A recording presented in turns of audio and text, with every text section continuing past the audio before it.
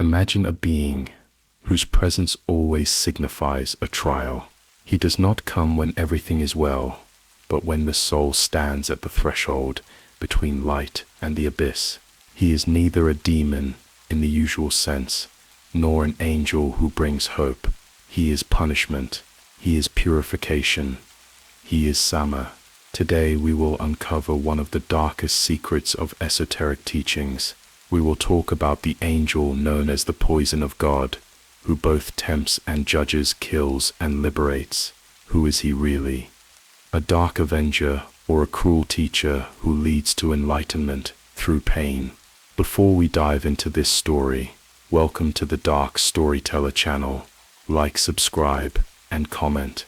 Where are you watching us from, and what time is it where you are? Allow yourself to relax and immerse yourself in a world where good and evil have no clear boundaries, and every shadow hides a secret.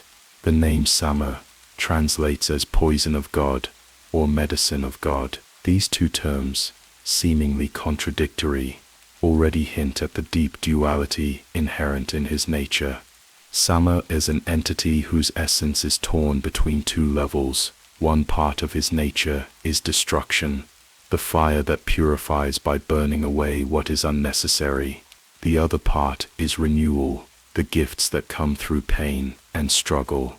This duality explains why Sama is neither an angel nor a demon, for he is both a destroyer and a creator, a seducer and a guide, both tempter and deliverer. Sama is not just a figure who defines the moral side of reality. He is the one who forces the soul to experience a deep inner conflict. Poison of God is not literal poison, but an invisible influence that awakens the soul, forcing it to question, to tear apart all those beliefs it once held as truth. This poison runs through every cell of a person, destroying, purifying, and freeing them from illusions. And it is through this poison that the person cannot remain the same.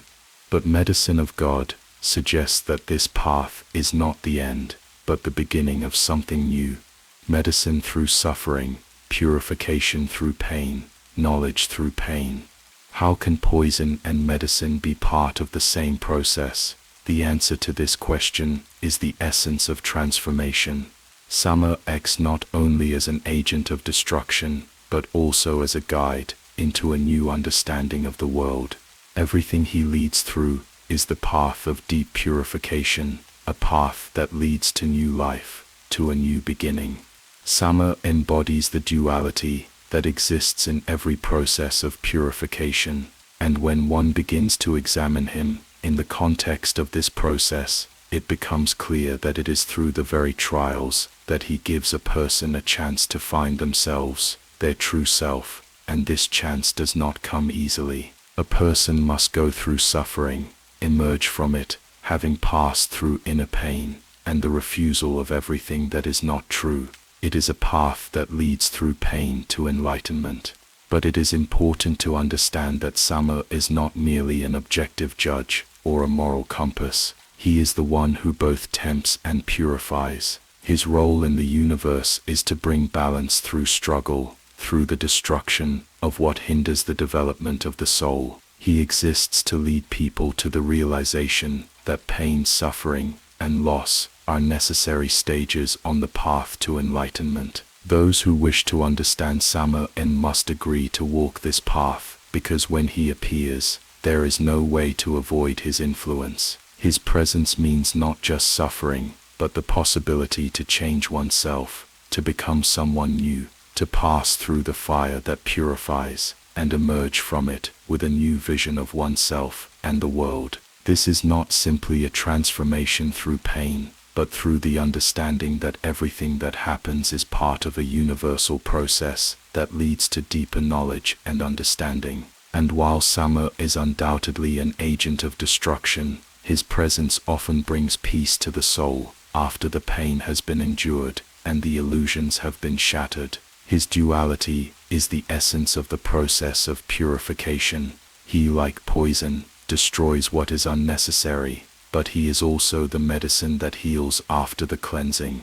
This duality allows him to be both the harbinger of death and the harbinger of rebirth. Anyone who walks this path is left with a new vision of themselves and the world, with new possibilities for inner growth. It is through this process of transformation that Samael plays his role in the universe. His duality is not a coincidence. It is the key to understanding how the spiritual world works, where every pain can lead to deeper self-realization, and every lesson leads to enlightenment. And this process continues through the centuries, from generation to generation, from soul to soul. Sama is a figure who forces the human soul to confront the very essence of its own nature, its dark and light sides. He does not just give the chance to understand the depth of oneself, but leads to rebirth through pain and purification. And this rebirth is not easy or pleasant, but it brings new understanding and new strength. And it is through this process that a person can come to know themselves in a deeper sense,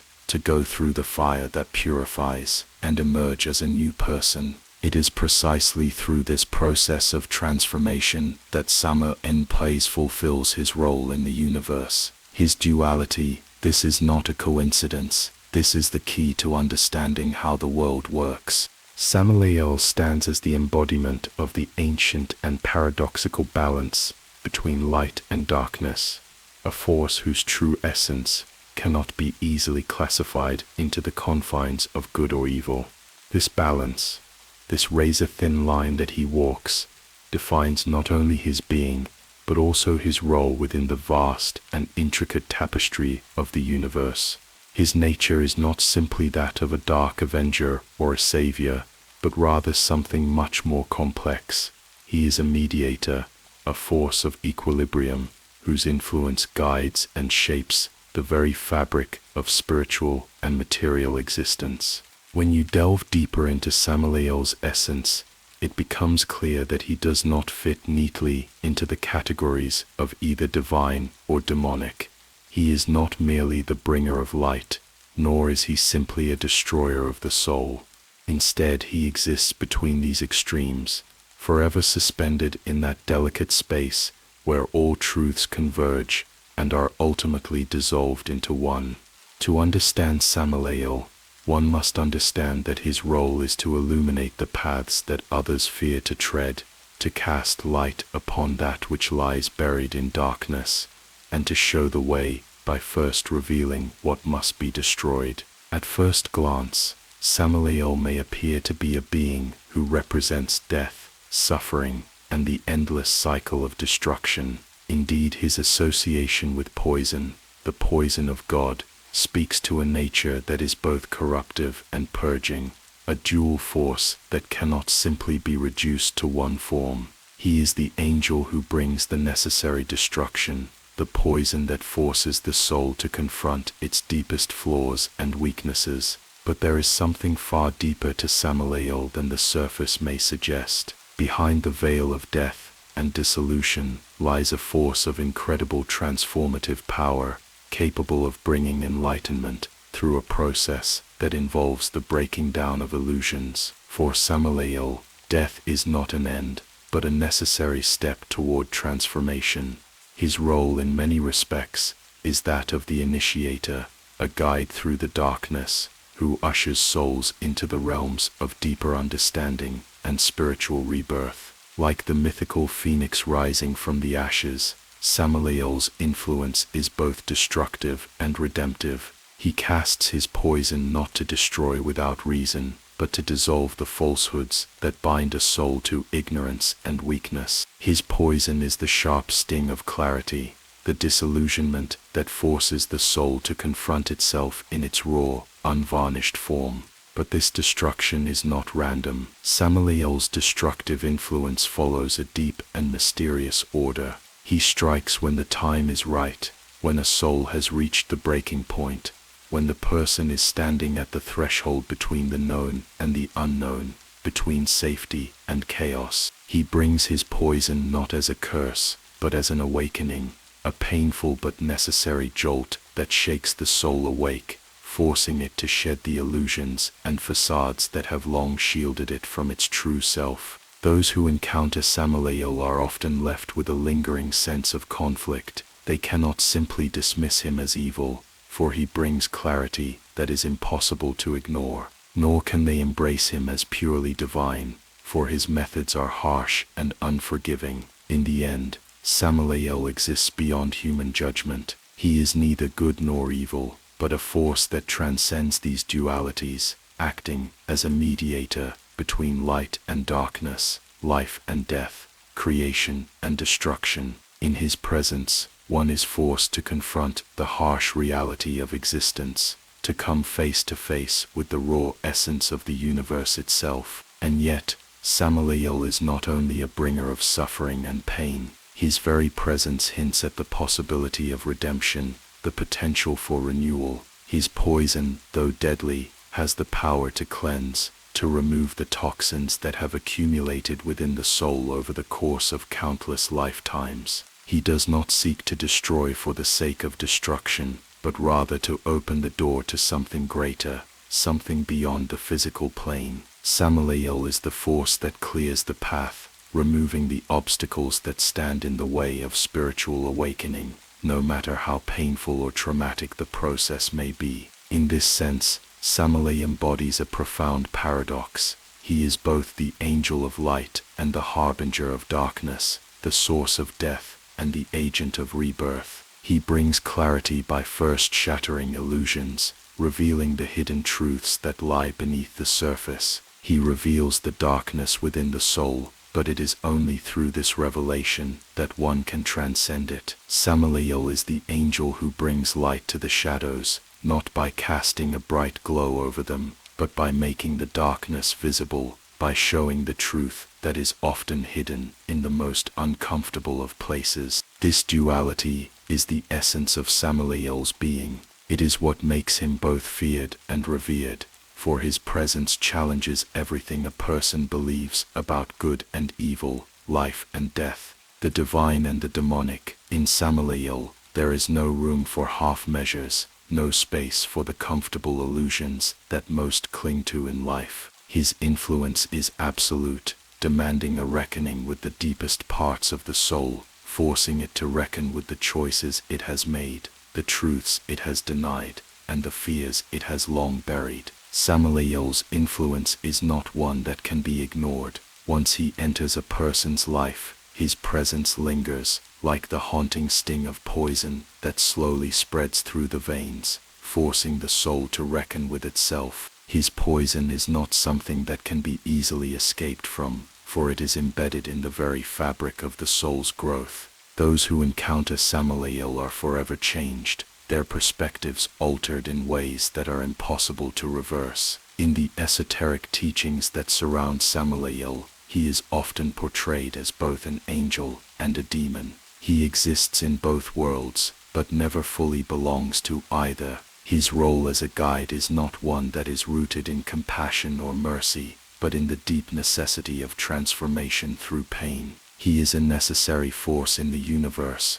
a force that destroys in order to create, that breaks down in order to rebuild. His poison is not a curse, but a gift that is as difficult to accept as it is necessary for the soul's evolution. Through Samael, we learn that there is no easy path to enlightenment, no simple road to redemption. His path is fraught with suffering, but it is the only path that leads to true spiritual awakening. In this way, Samael is both the poison and the antidote, the destroyer and the creator, the darkness and the light. It is through his influence that the soul learns to shed its illusions and face the raw truth of its existence. And so, Samael remains, forever a paradox, forever straddling the line between good and evil, life and death, creation and destruction. In his presence, all things are possible, for he is the one who reveals the truth behind the illusions,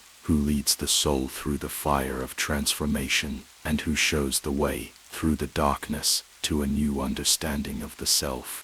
In the realms beyond human comprehension, where the heavens and hells meet in their eternal dance, Samael exists not as an ordinary celestial being, but as the divine executor of God's will, a force charged with the profound and terrifying task of judgment, temptation, and death. To witness Samael in his full capacity is to understand the intricate and harrowing balance between creation and destruction, life and death, salvation and damnation. He does not bring these forces into the world lightly.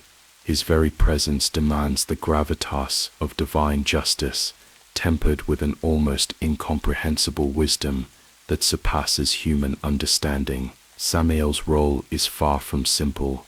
He is not just a bringer of death, as many might think. His task is to execute the will of God in the most profound way, carrying out judgment, and in the process, providing the necessary temptation for souls to prove themselves worthy of redemption or damnation. In the divine order, Samael stands at the crossroads, where the path to salvation and the road to damnation intertwine, forever testing the soul's resilience.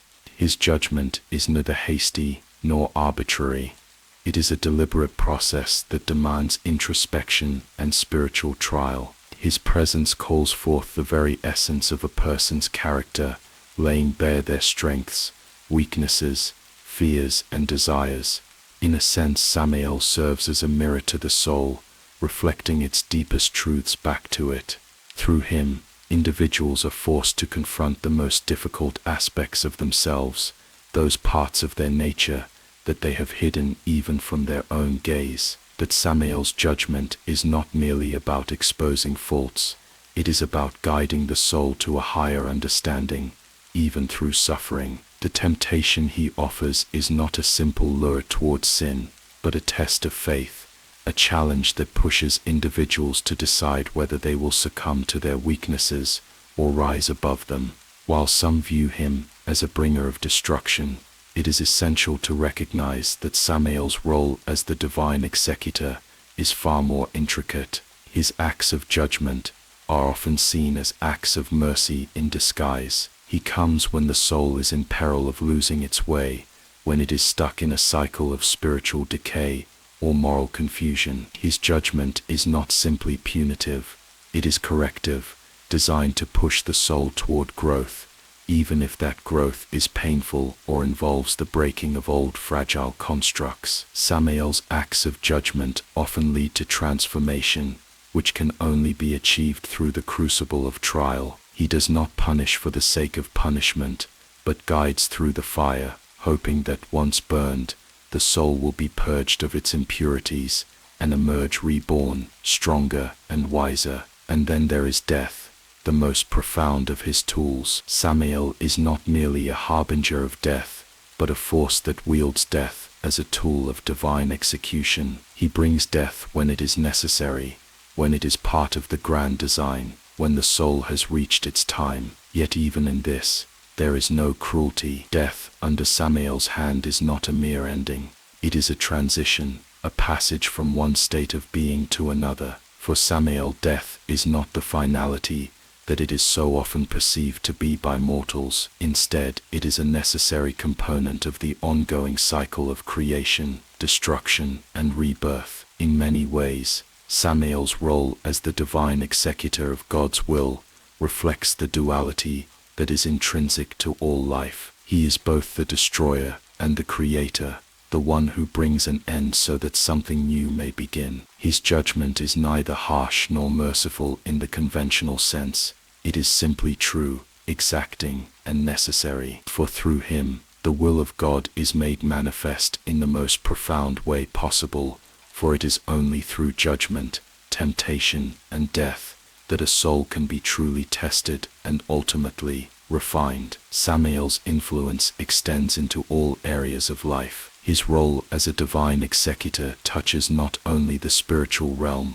but the material world as well. He works within the natural order, acting as a force of balance, bringing death to decay and destruction to corruption, ensuring that the cycles of nature continue uninterrupted. His very presence serves as a reminder that all things must come to an end in order to make way for new beginnings. Samael's influence is not confined to the afterlife. It permeates all levels of existence, from the grand design of the universe to the smallest, most personal trials that an individual faces in their lifetime. Those who encounter Samael are often forced to confront the deepest parts of themselves, their mortality, their flaws, and their capacity for change. His presence is a mirror, reflecting everything that an individual is and everything they could become. In his judgment, there is no room for denial or escape. It is an inescapable truth that the soul must face,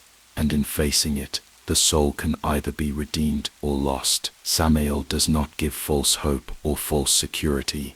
He merely presents the truth as it is, without embellishment or mercy. But even though Samael's role as the divine executor of God's will may seem cold and unforgiving, there is an underlying truth in his actions that many fail to see. In his judgment, in his temptation, and in his death, there is a deep and abiding love for the soul, love for the truth, and love for the divine order. Samael does not seek to harm, but to heal. He does not seek to destroy, but to build. His methods are harsh, but they are necessary for the greater good, for through him, souls are given the chance to evolve, to grow, and to transcend the limitations of their former selves. As a divine executor, Samael's role is essential to the cosmic balance. He is the one who ensures that all things are measured fairly, that no soul can escape the reckoning that is due to them. His presence is a reminder that the universe operates not on whim, but on order,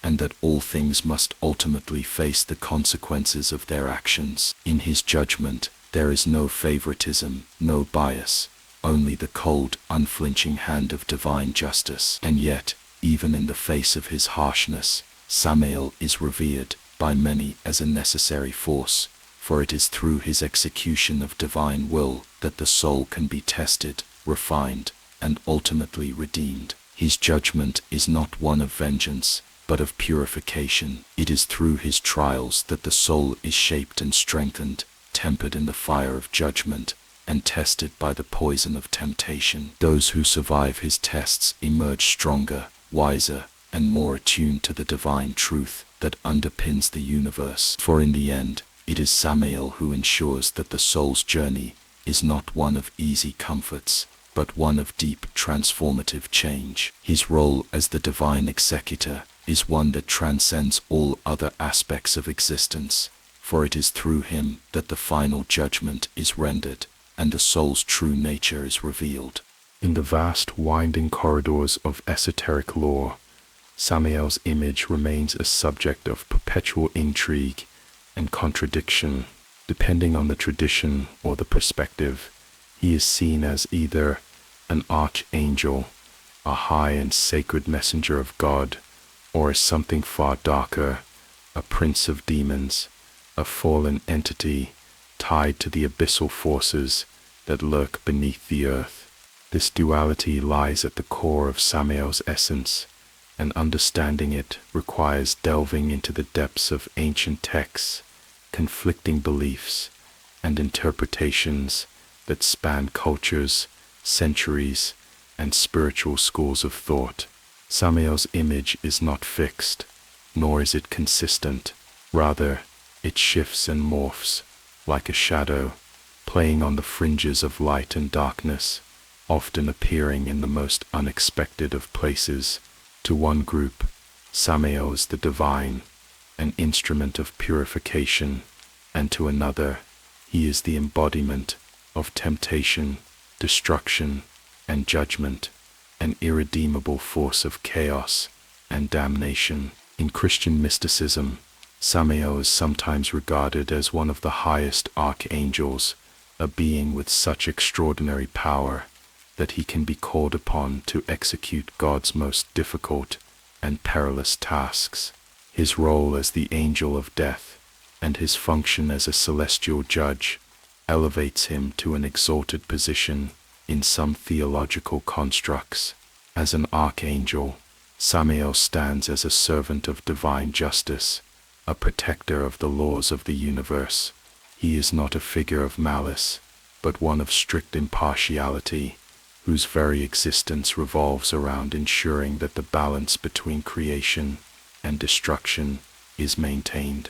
His image, in this light, is often depicted in radiant glory, his features imbued with divine authority, a being whose countenance reflects the solemnity of his mission. Samael's wings spread wide, exuding the purest of lights, his eyes pools of celestial wisdom. He is a being who stands at the threshold of existence and non-existence, wielding the sword of truth to sever the ties of those unworthy of the divine light. However, this image of Samael as an archangel is not universally accepted. In the more occult traditions, particularly those influenced by Kabbalistic and Gnostic teachings, Samael takes on a much more sinister role. Here, he is often portrayed not as a servant of God's justice, but as a prince of demons, a being of enormous power, whose very essence stands in direct opposition to the heavens. In these traditions, Samael's role is that of the accuser, the one who tempts and corrupts, leading souls into damnation by exploiting their deepest fears and desires. His image here is far darker. Samael is often depicted as a fearsome entity, draped in shadow and fire, his countenance terrifying and inscrutable. His eyes glow with an infernal light, and his presence sends chills through the very air. His wings are no longer the symbol of divine grace, but are torn and charred, signs of his fall from the grace of heaven.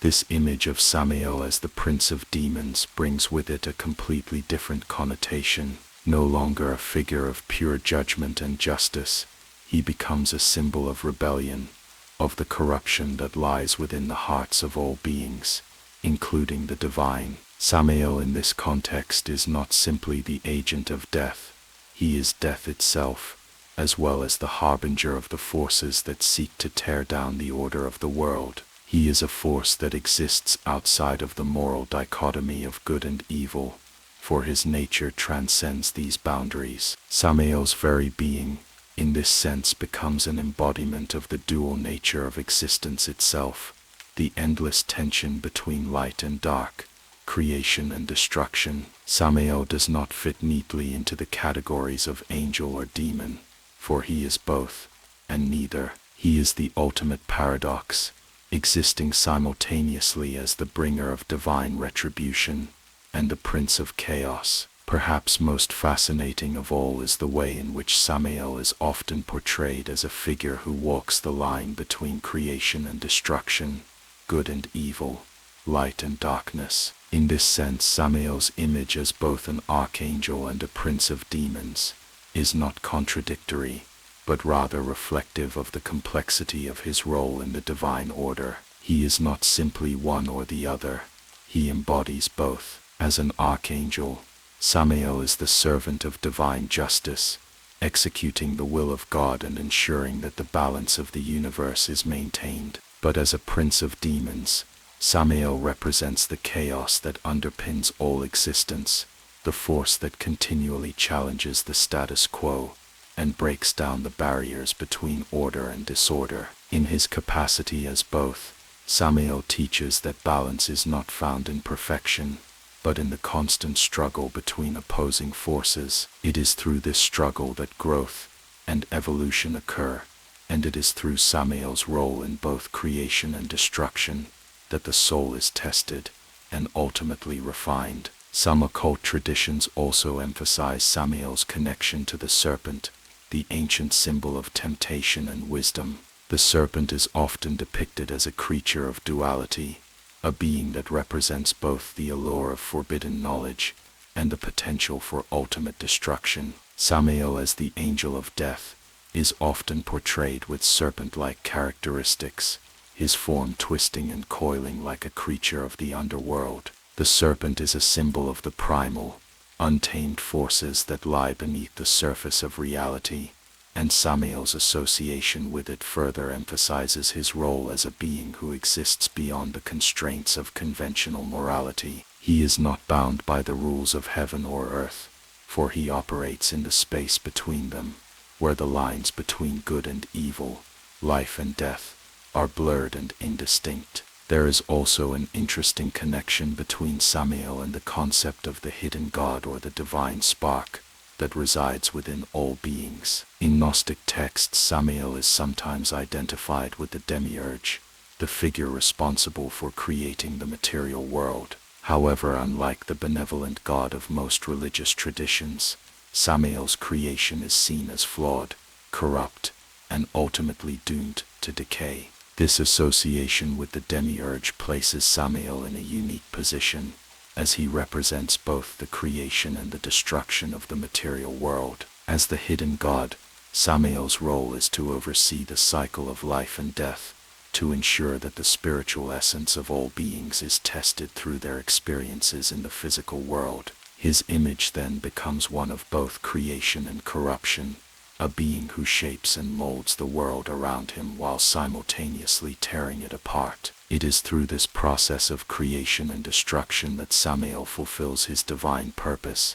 to push the soul toward enlightenment, even through suffering. Samael's image, whether as an archangel or a prince of demons, reflects the complexity of his nature and his role in the cosmic order. He is a being of immense power, whose very presence in the world forces the soul to confront its deepest fears, desires, and flaws. He is the embodiment of judgment, temptation, and death, forces that are both terrifying and necessary for the evolution of the soul. And in his dual nature, Samael reminds us that light and darkness, good and evil, are not separate forces, but two sides of the same coin, inseparable and eternally entwined. His image is not fixed, for it is shaped by the perspective of those who gaze upon him. To some he is an angel of light, a messenger of divine will. To others he is a prince of demons, a force of chaos and destruction. But in the end Samael is both, and neither. He is the ultimate paradox, existing as both the bringer of death and the harbinger of transformation, the dark and the light intertwined in one eternal being. Samael's purpose in existence is perhaps the most misunderstood and the most mysterious. At first glance, one might perceive him as a being of pure destruction, a figure cloaked in darkness, whose sole purpose is to torment the souls of the damned. His role as the angel of death is often seen as a harbinger of doom, a being whose presence signifies the end of life, the cessation of existence, and the return to the void.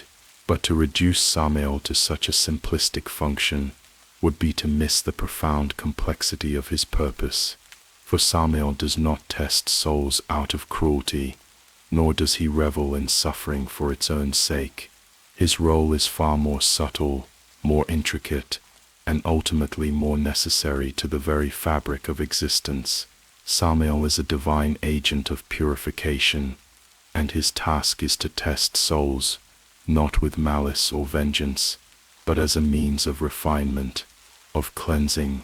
The soul in its journey through existence must undergo trials that strip away the layers of ego, pride, and attachment, revealing the essence of who and what it truly is.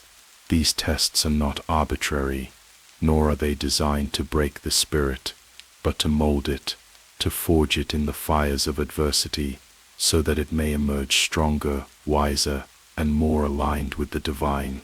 The soul must be tested, for without challenge, there can be no growth. Without the fire of adversity, the soul remains stagnant, unable to fulfill its true potential. In this sense, Samael's presence is not one of mere death and destruction, but of transformation. He does not come to destroy life, but to guide the soul through the final process of purification. Death, in Samael's view, is not the end of existence, but a transition, a passage from one state of being to another.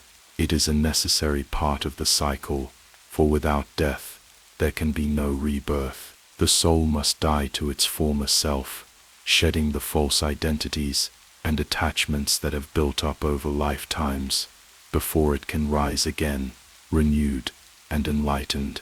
This process of purification is not gentle, it is not easy, and it is certainly not comfortable. The trials that Samael sets before the soul are often harsh and unforgiving, for they are designed to strip away the layers of illusion that cloud the true nature of the spirit. But these trials are not without purpose. Every challenge, every test that Samael imposes, serves to reveal a deeper truth about the soul's nature.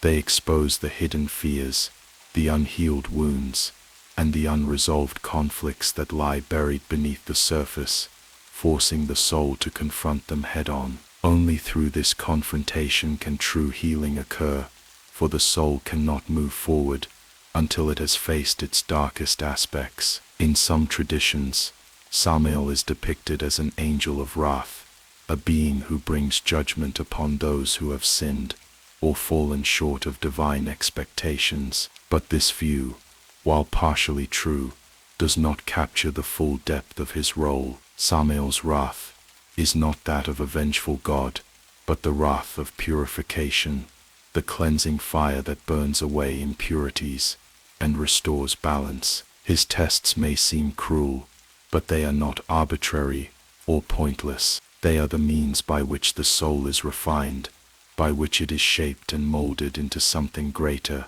Without this purification, the soul would remain trapped in the cycle of suffering and ignorance, unable to reach its full potential. Samael's purpose, therefore, is not to bring suffering for the sake of suffering, but to bring about transformation and enlightenment. The soul, when tested by Samael, must pass through the flames of adversity, where it is burned and tempered like steel in a forge. Only through this process can it achieve its true form, shedding the false layers that have been built up over time, and becoming what it was always meant to be. This is the true purpose of Samael's existence, to serve as the divine executor of purification, to guide the soul through the trials that lead to its ultimate liberation. In Kabbalistic teachings, Samael's role is often linked to the process of tikkun, or the repair of the soul. The soul, according to Kabbalah,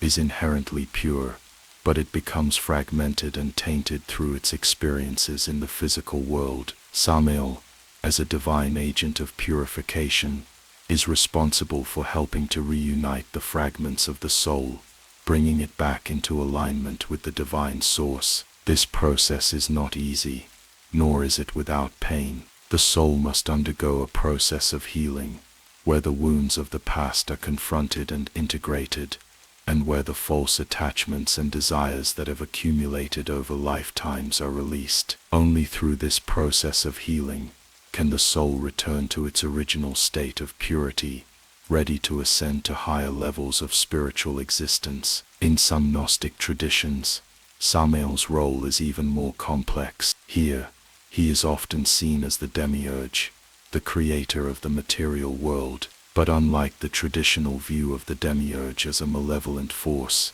Samael's creation is not inherently evil. Rather, it is imperfect, and it is through the trials of life, through the suffering and challenges that the material world presents, that the soul can grow and evolve. Samael, as the divine agent of transformation, guides the soul through this imperfect world, helping it to learn the lessons it must learn before it can break free from the cycle of reincarnation and return to the divine source. In this sense, Samael is both the creator and the destroyer, the one who both brings the soul into being and helps it to transcend its limitations. Samael's tests are not only about purification, but about growth and evolution. Every challenge that he presents to the soul is an opportunity for expansion, for the soul to break free from its old patterns and beliefs, and embrace a higher state of consciousness. The trials that Samael imposes are often intense and challenging,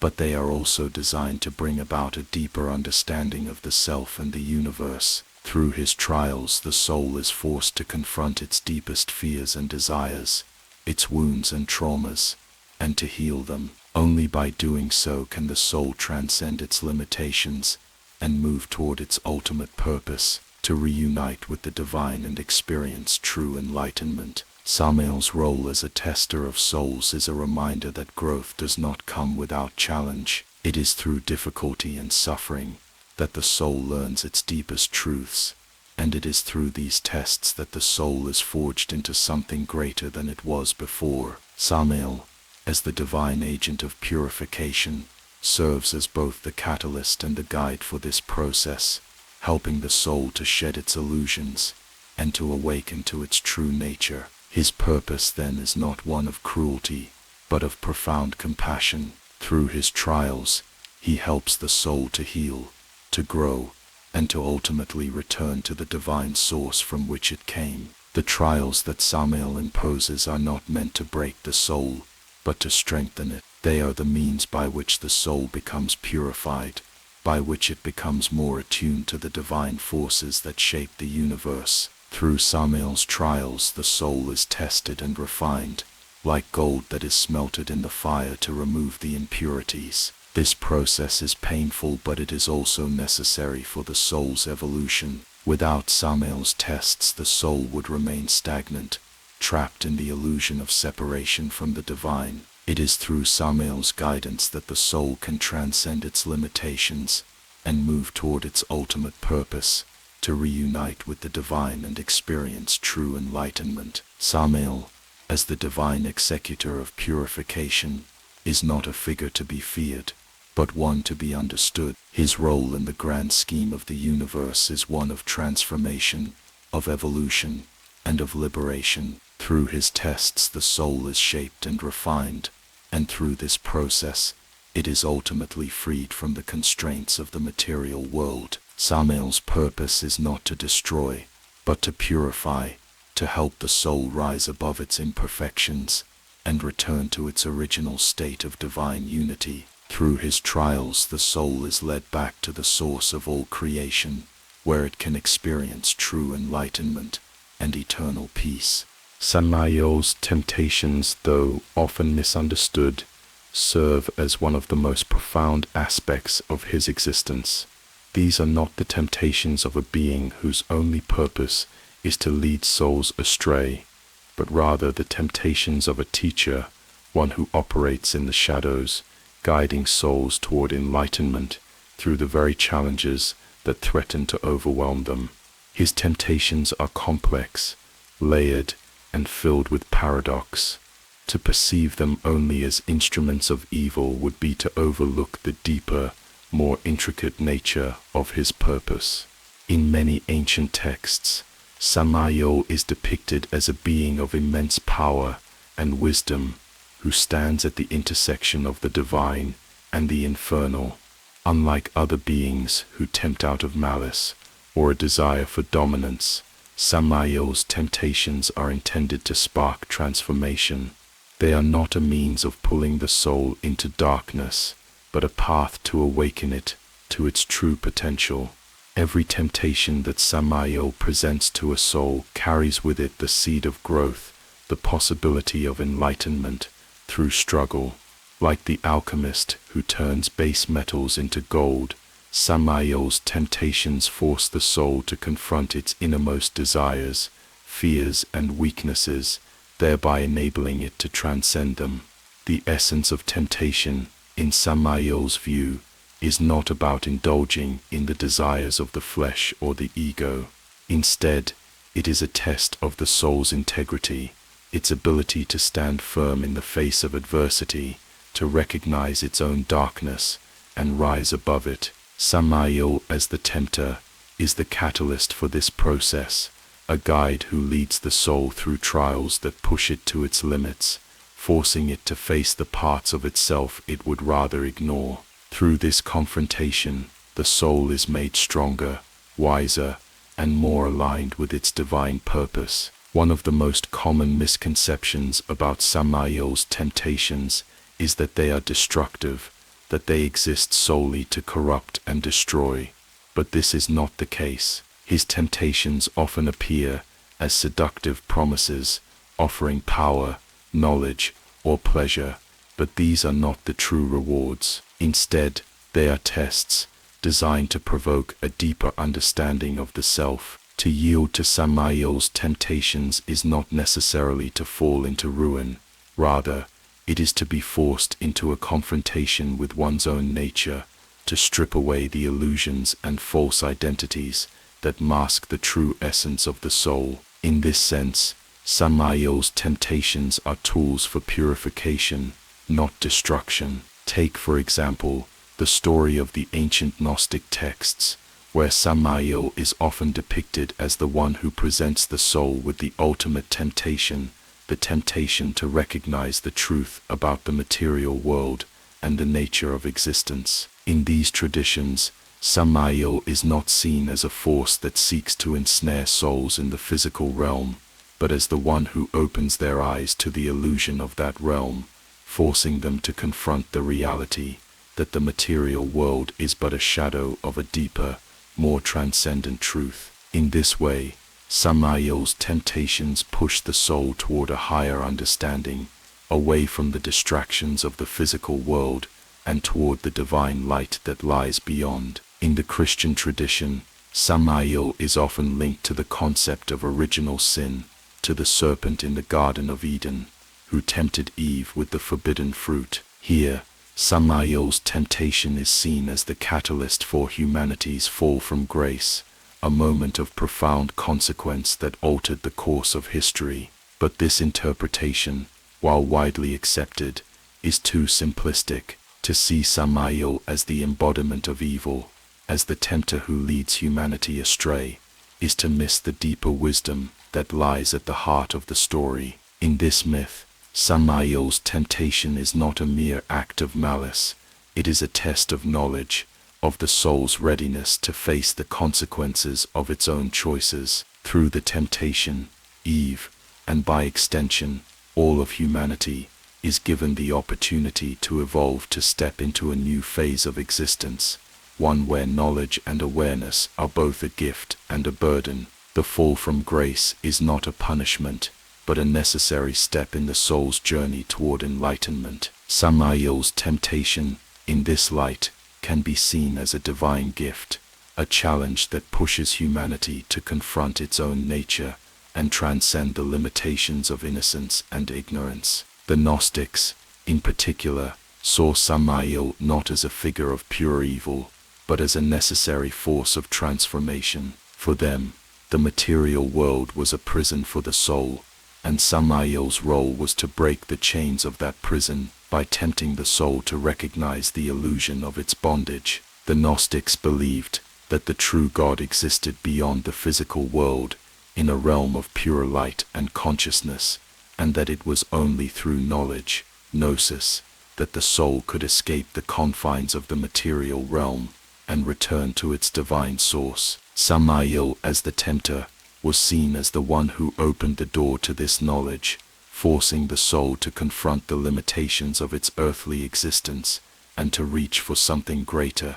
But Samael's temptations are not always so overt. While some of his temptations are dramatic, offering forbidden knowledge or power, promising liberation from suffering, others are subtle, insidious. These temptations take the form of desires that seem harmless at first, but that ultimately serve to distract the soul from its true purpose. The temptation to indulge in excess, to seek comfort at the expense of growth, to cling to old habits and patterns that keep the soul stuck in a cycle of stagnation.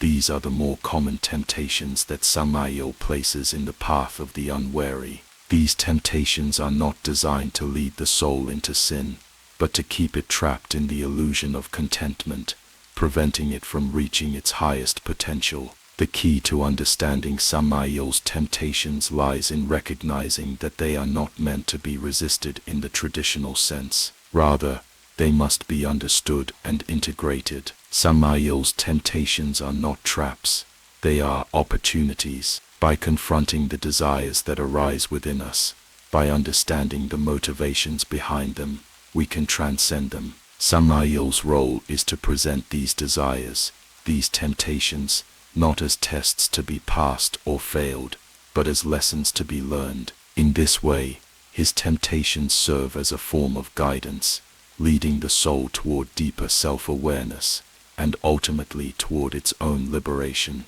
One of the most profound aspects of Samael's temptations is the way they force the soul to confront its own shadow, the hidden, repressed parts of the self that are often ignored or denied. These aspects of the self are the source of much of the soul's suffering, yet they are also the key to its transformation. Samael's temptations bring these shadows to light, forcing the soul to face them and integrate them into its understanding of itself. Only through this process of integration can the soul transcend the limitations of its ego and move towards spiritual enlightenment. The wisdom of Samael's temptations is not that they are easy to overcome, but that they are necessary for growth. In the face of temptation, the soul is forced to choose to remain in its comfort zone, to indulge in its desires, or to break free and reach for something higher.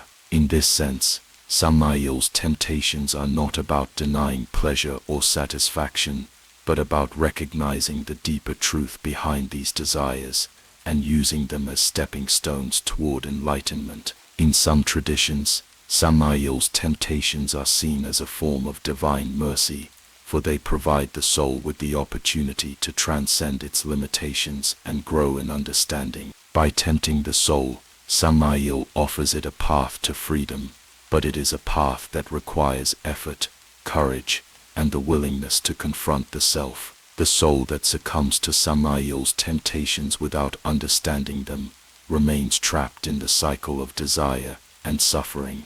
But the soul that understands and integrates these temptations moves beyond them, achieving a state of true freedom and spiritual awakening. Thus, Samael's temptations are not merely tools of destruction or instruments of punishment. They are, in fact, the means by which the soul can evolve, transcend its limitations, and move closer to its divine purpose. His temptations are the key to unlocking the hidden potential within every soul, and through them, the soul can be purified, refined, and ultimately liberated. They are not the end of the journey, but a vital step on the path to enlightenment. Samael's presence in the realm of death is one that casts a long, foreboding shadow. Unlike the more gentle and serene Azrael, the angel of death, commonly known in various traditions for guiding souls to their final rest. While Azrael's role is often depicted with empathy and compassion, Samael embodies a far more sinister and relentless side of mortality.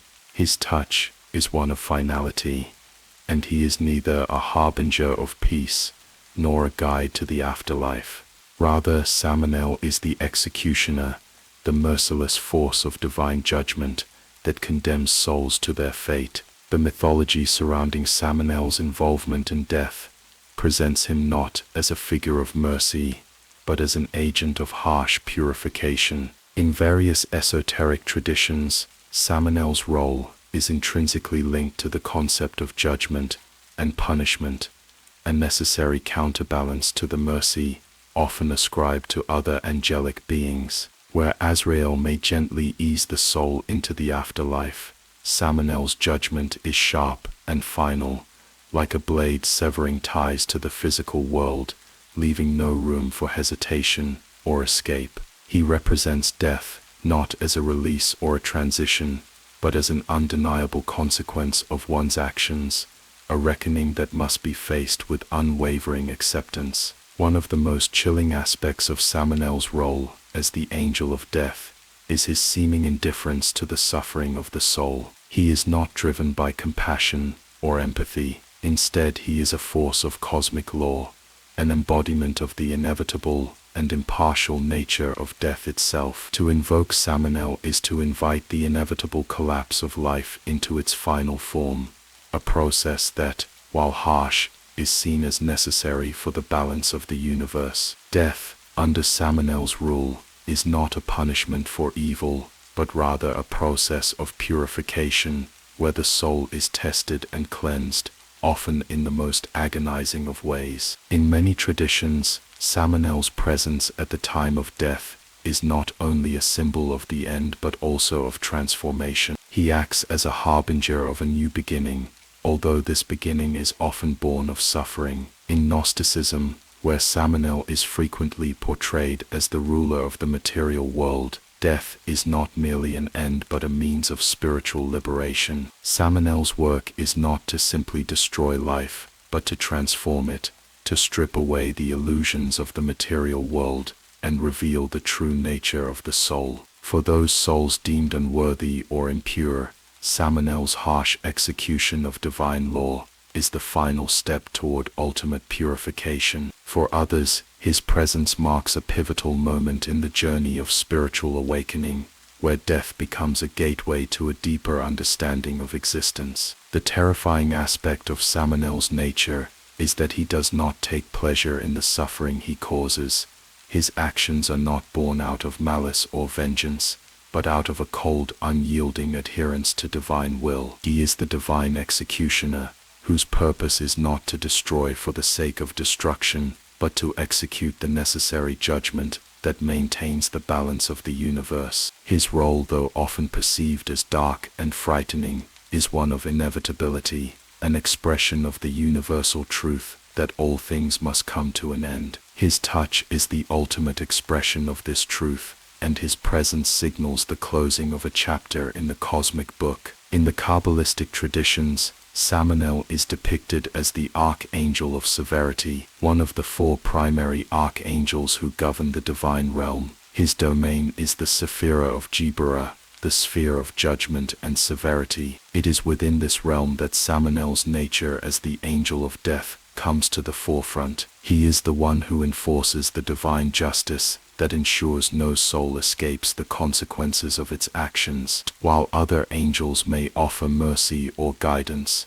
Samanel is the one who ensures that those who have erred or faltered are held accountable for their deeds. Unlike Azrael, whose role is often romanticized as a compassionate guide, Samanel's approach is much more clinical and exacting. He does not soothe the soul or offer gentle passage into the afterlife. Instead, he represents the raw, unfiltered reality of death, a harsh and irreversible force that sweeps away all in its path. His judgment is not swayed by the soul's pleas or regrets. To meet Samanel is to face the harsh reality of one's own mortality, without excuse, without redemption. The terrifying power Samanel holds over death is not limited to the physical realm. It extends into the spiritual world as well, where Samanel is said to possess the power to sever the soul's connection to the divine. In some traditions, Samanel is viewed as the one who separates the soul from its higher essence,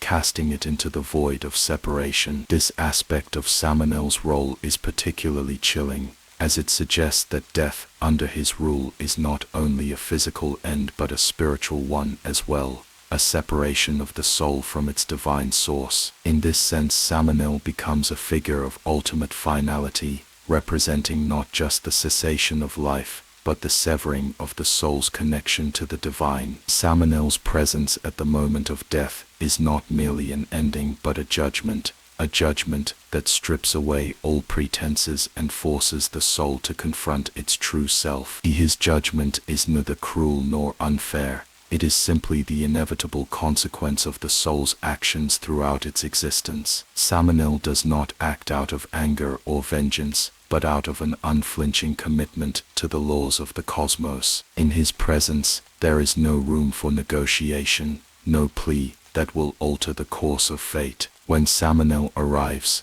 the soul's fate is sealed. The manner in which Samanel executes his role as the angel of death is marked by his lack of mercy. While some angels may offer solace in times of death, Samanel offers no such comfort. His presence is cold, detached, and absolute. Those who are judged by him are not offered the chance for redemption or forgiveness. Instead, they are simply shown the inevitable end of their journey. For Samanel, death is not an emotional event, but a natural conclusion to the cycle of life, one that must be embraced without fear or resistance. In some esoteric circles, Samanel is believed to be the angel who administers death through violence or war, directing the forces of destruction to bring about the demise of individuals, nations, or even entire civilizations. This aspect of his nature highlights the duality of his existence. a being who embodies both the destructive and the transformative aspects of death. His role as an instrument of judgment is not confined to individual death. It extends to the grander scale of societal or cosmic destruction, where he serves as the divine executor of karmic retribution. Yet Samael's role as the angel of death is not confined solely to destruction. As the angel of severity, he also represents the possibility of regeneration through destruction. The concept of death as a form of purification is deeply ingrained in many mystical traditions, and Samael embodies this principle to its fullest extent. Death, under his rule, is not an end but a transition, a necessary step in the process of spiritual evolution. Through death, the soul is cleansed and made ready for its next phase of existence. For those souls that have lived in accordance with divine law, Samael's role is not to be feared, but to be acknowledged as a necessary part of their spiritual journey. His presence signals the end of one cycle and the beginning of another, a movement from the material world to the spiritual, from the illusion of separateness to the truth of unity. Death, as Samael enacts it, is the gateway to higher understanding, a final purification that prepares the soul for its return to the divine source. In some ways, Samael is less an angel of death and more an angel of transformation. Through his judgment and the death he administers, he facilitates the soul's transition to a higher state of being. Samael's role is not to punish or destroy,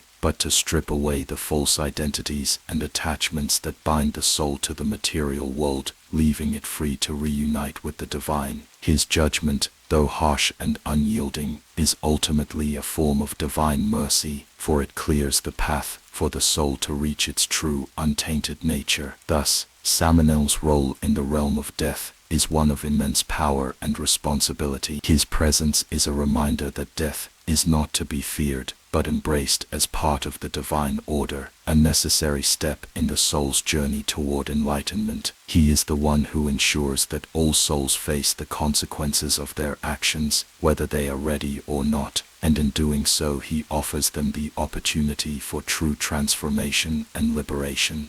The moment of death is one that has fascinated and terrified humankind for millennia.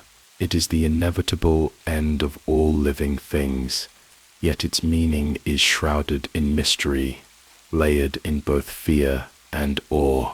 In many ways, death is the greatest enigma of existence, a finality that calls into question everything that came before it.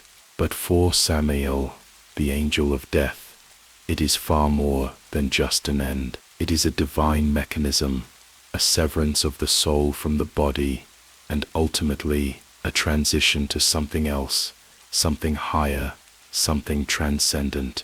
In the esoteric traditions, death is not viewed as merely the cessation of biological function, but as a profound spiritual event. Samael, who stands as the cosmic enforcer of divine law, brings the soul to its appointed moment of departure, pulling it from its physical prison at the exact moment ordained by the celestial plan. To the unknowing mortal, death may appear as a tragedy, a calamity, an untimely disruption of the flow of life. Yet for Samael, it is an act of sublime justice, a necessary step in the soul's greater journey, carefully orchestrated in the divine tapestry of existence. The concept of an appointed time for death is one that appears throughout various philosophical, religious, and spiritual traditions. In Kabbalistic thought, for instance, every soul is said to have a set lifespan,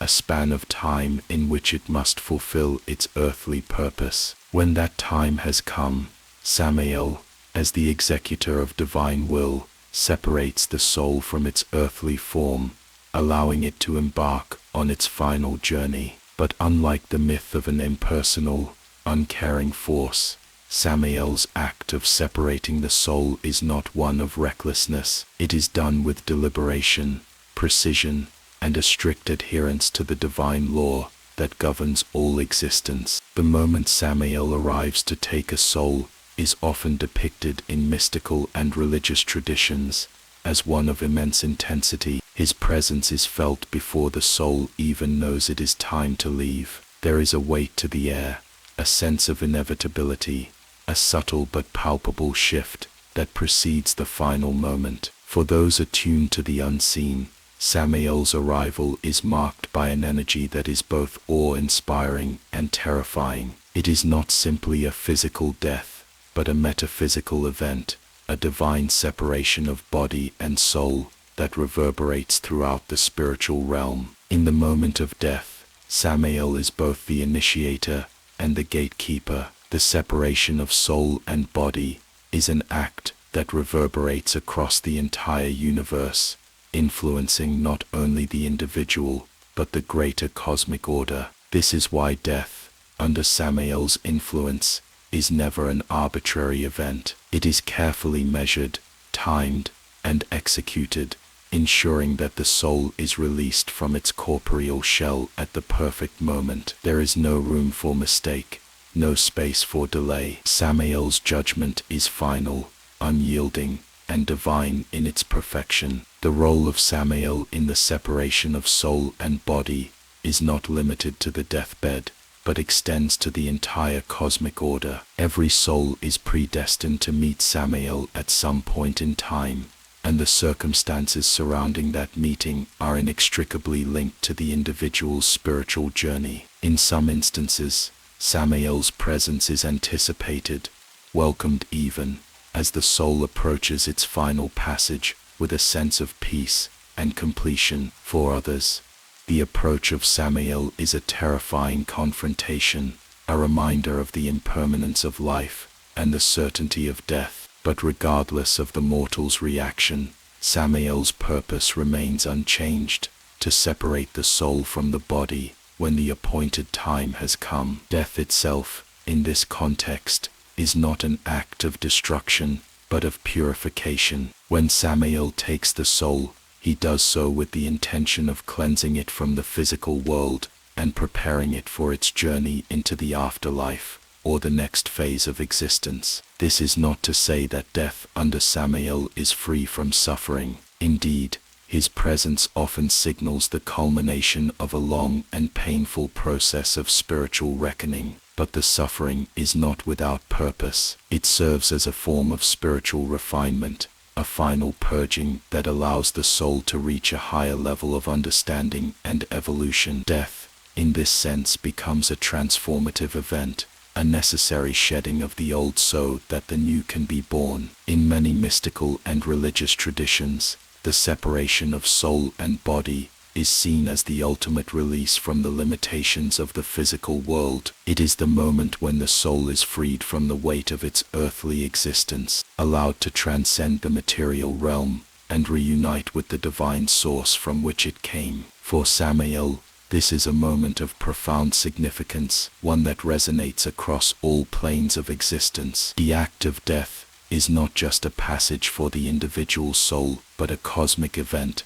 that alters the very fabric of the universe, realigning the forces of creation and destruction in a never-ending cycle of renewal. Yet, the separation of soul and body is not always a peaceful process. Samael is not the comforting angel of death, seen in many religious traditions, but rather a harbinger of transformation. His actions are not driven by pity or sympathy, but by the laws of the divine order. His role as the executor of death is not to soothe or ease the passing of the soul, but to ensure that the separation occurs at the precise moment dictated by divine will. The soul is released from the body with a finality that cannot be undone, an act of cosmic necessity that cannot be resisted. For those who fear Samael's touch, the process of death is seen as an event to be avoided, a consequence to be dreaded. But for those who understand the deeper meaning of death,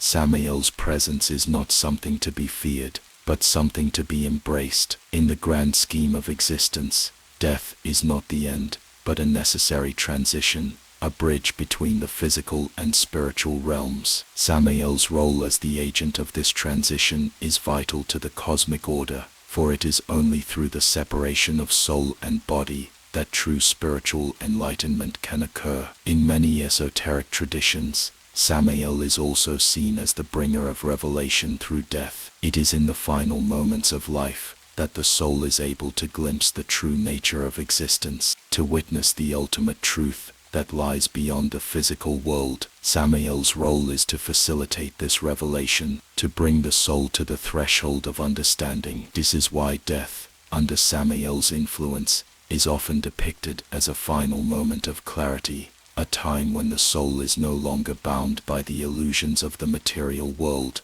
and can see things as they truly are. The separation of soul and body, under Samael's guidance, is a process that happens in accordance with divine law, and its purpose is never to harm, but to purify. Samael is not the enemy of life, but the protector of the sacred balance between life and death. In his hands, death is not an act of destruction, but one of transformation. It is a necessary passage that the soul must undertake in order to evolve and reach its final destination. The moment of death, then, is not a moment of sorrow or loss, but a moment of profound revelation and transformation. For those souls who have lived in accordance with the divine law, Samael's touch is the gateway to a higher existence, a return to the source of all creation. For those souls who have strayed from their path, his presence is the final judgment, a reckoning that cannot be avoided or escaped. In the end, Samael's role in the separation of soul and body is an essential part of the cosmic cycle, a necessary act of divine will that ensures the soul's journey is completed in accordance with the higher plan. Death, as Samael enacts it, is not an end, but a beginning, a passage from one state of being to another, from one level of existence to the next. Through death, the soul is liberated from its earthly limitations and allowed to reach a higher state of consciousness, a state of true spiritual freedom. The story of Samael's conflict with Moses is not one that is easily grasped. It is not merely a confrontation between two figures of immense spiritual power, but a battle that transcends the boundaries of good and evil, right and wrong, life and death. It is the story of a celestial being who, bound by the will of the divine, finds himself thwarted by the unyielding will of a mortal man, one who is, in a sense, the very agent of God's power on earth. Samael, the angel of death, is a being who operates with divine authority, acting in accordance with the higher laws that govern the cosmos. His role is to execute God's will, bringing judgment and death at the appointed time. In many ways, his existence is defined by the cold precision with which he carries out his duty, and yet, even Samael is not above the authority of God. His powers, while vast, are not without limitation. His actions are dictated by divine command, and there are moments when even he is bound by forces beyond his control. The moment when Samael attempted to take the soul of Moses is one such example. Moses, the great prophet and leader of the Israelites, had been chosen by God to lead his people out of bondage in Egypt and into the promised land. His role in the divine plan was unparalleled. He was the instrument through which God revealed his laws and his will to the Israelites. He was not just a man, but a divine vessel, one who carried within him the weight of God's purpose for an entire nation. As such, his life was sacred. His death was not to come until God decreed it. The conflict between Samael and Moses came when the time for Moses' death was near. According to the scriptures, when Moses reached the age of 120, God called him to the top of Mount Nebo to show him the land that he had promised to the Israelites. Moses saw the land from a distance, but he was not allowed to enter it himself. The time for his death had arrived, but the angel of death, Samael, was unable to take Moses' soul without God's direct command. This conflict between Samael's duty and God's will reflects a profound tension in the cosmos. Samael, despite his vast power and authority, is not above the divine plan. He is a servant, carrying out God's will with unwavering precision. But there are moments in history when the divine will is not so easily understood or fulfilled. The story of Moses' death is one such moment. Samael, the angel of death, sought to take Moses' soul, but he could not do so without God's express command. This is a pivotal moment in the eternal struggle between fate and free will, between divine law and the forces of death. The tension in this moment is palpable. On one hand, Samael is bound by the laws of the universe, and his duty is clear. He must bring an end to Moses' earthly existence. But on the other hand, Moses is more than just a man. He is a divine servant. His life is part of a grander plan, one that is not subject to Samael's influence. The story of Moses' death, then, is not just about the mortal man who has lived his life in service to God, but about the greater cosmic struggle between life, death, and divine purpose. When God finally spoke to Samael and allowed him to take Moses' soul, the angel of death's task was completed. But it was not a simple act. God did not allow Samael to take Moses' soul in the usual way. Instead, Moses' death was shrouded in mystery. He was buried by God in a place that no one could find, and no one would ever know the location of his tomb. This was God's way of ensuring that Moses' death would not be corrupted by the hands of men. It was a final act of divine protection, a gesture that demonstrated that Moses was not merely a mortal, but an instrument of God's will, one whose death would remain beyond the reach of mortal understanding. Samael, in this instance, was powerless. He could not simply take Moses' soul. He could not do what he had done countless times before. Instead, he was forced to submit to the higher authority of God, a force that even the mighty angel of death could not defy. This moment marks a profound turning point in the relationship between Samael and the divine plan. It highlights the limits of Samael's power and the supremacy of God's will. In many ways, this conflict between Samael and Moses is a metaphor for the eternal struggle between fate and free will, between the forces of life and death, and between divine law and human agency. Samael represents the inevitability of death, the certainty that all life must come to an end. He is the force that ensures the balance of the cosmos is maintained. But Moses represents something else. He represents divine purpose, the unfolding of God's plan in the world. His life and death are not subject to the same laws that govern ordinary mortals. His soul cannot be taken until the divine will permits it. The story of this conflict is not one of pure good versus evil. It is not a simple tale of a hero overcoming a villain. Instead, it is a story of the cosmic forces that govern all of existence, forces that work in harmony, even when their roles seem to be at odds with one another. Samael's role in the death of Moses is a reminder that even the most powerful forces in the universe must operate within the bounds of divine law. He cannot take a soul without God's command, no matter how much he may wish to carry out his duty. In the grand scheme of things, this conflict highlights the intricacies of divine justice. It is not enough for Samael to be the executor of death. He must also be a servant of the divine plan, and in this case, the divine plan called for Moses' death to remain a mystery. His burial in an unknown place, beyond the reach of men, serves as a testament to the sacredness of his life and his mission. It also serves as a reminder that death, while inevitable, is not always something that can be controlled. Even Samael, the angel of death, must submit to the will of God. This moment of conflict between Samael and Moses is not just a historical event. It is a timeless reminder of the delicate balance between life, death, and divine will. It shows us that even the most powerful forces in the universe must operate within a framework that is greater than themselves. And it reminds us that death, as inevitable as it may be, is not simply an end. It is part of a greater, divine plan that transcends our understanding. For Samael, the angel of death, the act of taking a soul is not an act of malice or cruelty. It is not an arbitrary event, but a necessary part of the divine order.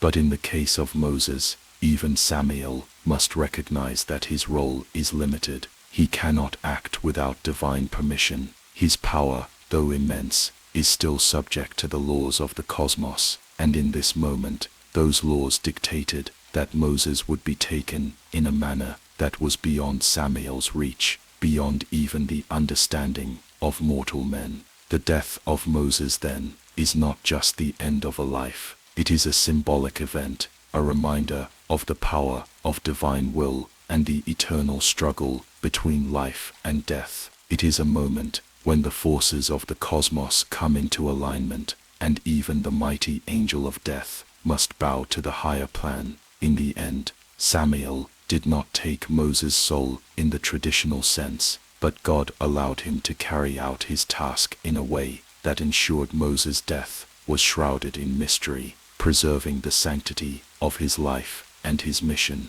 In the ancient whispers of the world, there exists a story that transcends the realms of divine and infernal, where temptation is not simply a choice, but the doorway to knowledge, an event that would forever change the course of humanity. In the Garden of Eden, where creation had first bloomed and innocence reigned supreme, there slithered an entity that no man or angel could ignore. It was there, in the heart of paradise, that Samael, in the form of the serpent, began his fateful dance with humanity. Not merely a demon, nor a fallen angel, but an eternal force that embodied knowledge itself, knowledge that was both a gift and a curse. The Edenic tale of Samael is not merely one of temptation, but of a profound gift wrapped in the form of a test. For in that moment of temptation, when Eve's eyes met the glint of the serpent's knowing gaze, something deeper was at play than just a lure towards sin. It was the beginning of humanity's ascent to knowledge, a journey that was intertwined with the very essence of their existence. It was Samael who, through his craft, whispered the ancient promise of wisdom, urging them to open their eyes to the universe beyond their naive state. This wasn't just an apple, it was the invitation to become something more than they were, a powerful, dreadful, and yet liberating transformation. In the traditional narratives, Samael is often relegated to the shadows of the story, the embodiment of temptation and sin. But his role in Eden is far more complex. He was not the instigator of evil, but rather a harbinger of change, a force that transcended simple good and evil. For when the serpent offered Eve the forbidden fruit, it was not merely an act of malevolence, it was an act of enlightenment, a pull from innocence into the vast, often tumultuous sea of knowledge. The serpent did not deceive them out of cruelty, but out of the necessity of their evolution. Samael's act of giving the fruit was not just about defiance, it was about awakening the dormant potential within humankind. It was the spark that kindled the flame of intellect, creativity, and understanding. For with that knowledge came the understanding of the self, the universe, and most poignantly, mortality. However, this knowledge came at a price. Samael, in his eternal nature, understood the burden that came with awakening humanity's consciousness. With knowledge, they were bound to face suffering, the awareness of their own limitations, and the inevitable consequences of their choices. Knowledge, once granted, could not be retracted. It was the poison that would forever run through the veins of mankind, its bitter sweetness interwoven with the beauty of understanding. And Samael, the angel of death, knew that with this enlightenment came not just empowerment, but the slow decay of innocence and the birth of suffering, a necessary evil, as it were, for evolution to take its true course. But why then, would Samael, an angel so closely associated with death, grant this knowledge? Was it an act of love, or was it simply the fulfillment of his divine purpose, one that transcended the narrow bounds of good and evil? In many interpretations, Samadol is a figure of paradoxes. He is both a punisher and a liberator, a teacher and a tormentor. His presence in Eden, though often seen as an agent of temptation, can also be viewed as the necessary force that moved humanity beyond its primitive state. His offering to Eve was not just about her choice to eat the apple, but about the unfolding of the greater narrative of existence. Through temptation, Samadol brought about the condition for humanity's enlightenment. With the first bite, Eve stepped into the realm of self-awareness, and through that self-awareness, the first human sin, disobedience, was born. But it wasn't merely disobedience, it was a realization, a confrontation with the raw, unfiltered truth of existence. In the myths surrounding Samadol, the serpent in Eden becomes a vessel through which the old naive order is shattered, and a new, terrifying order is ushered in. The knowledge that Samadol offered Eve and Adam was not merely intellectual, it was metaphysical, a shift in their very perception of reality. The fruit, according to some traditions, could be seen as a symbol not just of forbidden knowledge, but of the breaking of boundaries, of the human soul reaching for something beyond its comprehension. It was a moment that defined humanity's relationship with the divine, with the unknown, and with the self. To consume the fruit was to ingest more than just a piece of a tree. It was to partake in the essential cycle of life, death, and rebirth, wherein the soul would now bear the full weight of its actions. As the story unfolded, God cast Adam and Eve out of Eden. They were no longer innocent, no longer blind to the reality of their existence. Their eyes had been opened, and with that vision came not only knowledge, but the awareness of their own mortality. Samadol's role as the bringer of knowledge had transformed into something far more significant. He was no longer just an agent of temptation, but a necessary catalyst for humanity's journey into the depths of their own being. The knowledge they received was not just the ability to understand the world around them, it was the painful realization that life was fragile, that time was fleeting, and that death was inevitable. Yet, despite his role in this transformation, Samadol's position is far from straightforward. In some traditions, Samadol is even regarded as a savior figure, someone who guides the soul through the darkness. His temptation in Eden was not an end, but a beginning, a challenging journey toward understanding the complexities of existence. The serpent, then, becomes not only a symbol of temptation, but a symbol of the path to enlightenment, a guide through the labyrinth of knowledge that humanity was thrust into. But with that enlightenment comes the fear of the unknown, the terror of mortality, and the struggle between the desire for knowledge and the inevitable consequences of that knowledge. The ultimate irony lies in the fact that by tempting Eve to eat the fruit, Samadol did not lead her into damnation, but into a deeper understanding of the universe. The serpent was the vehicle through which the door to truth was opened, a truth that neither the angels nor the gods could ever fully control. It was the first step in a journey that would unfold throughout the centuries, as humanity would struggle to balance its awareness with its limitations, to face the darkness within themselves and the world they inhabited. Samadol, then, is not simply the embodiment of evil, nor is he merely a figure of darkness. He is in many ways the embodiment of the unknown, the inescapable force that shapes destiny. Through the serpent in Eden, he gave humanity the chance to rise beyond their primal state, to see beyond the veil of innocence, to understand the nature of suffering and the weight of knowledge. His actions may have brought about the fall, but they also paved the way for the rise of humanity, awakening the soul to its true potential, even as it became burdened by the consequences of that awakening. The moment Eve took the fruit, the earth itself seemed to tremble, as though it too understood the magnitude of the act. It was not merely an innocent bite, nor the onset of a simple disobedience, as is often portrayed in the narratives that have passed down through the centuries. The act in the Garden of Eden in its deepest esoteric sense, was not a fall into sin, but a violent awakening of the soul, a shattering of the boundaries between innocence and wisdom. The fruit, the forbidden fruit, was the key to a doorway that led to something far darker and infinitely more complex than just guilt.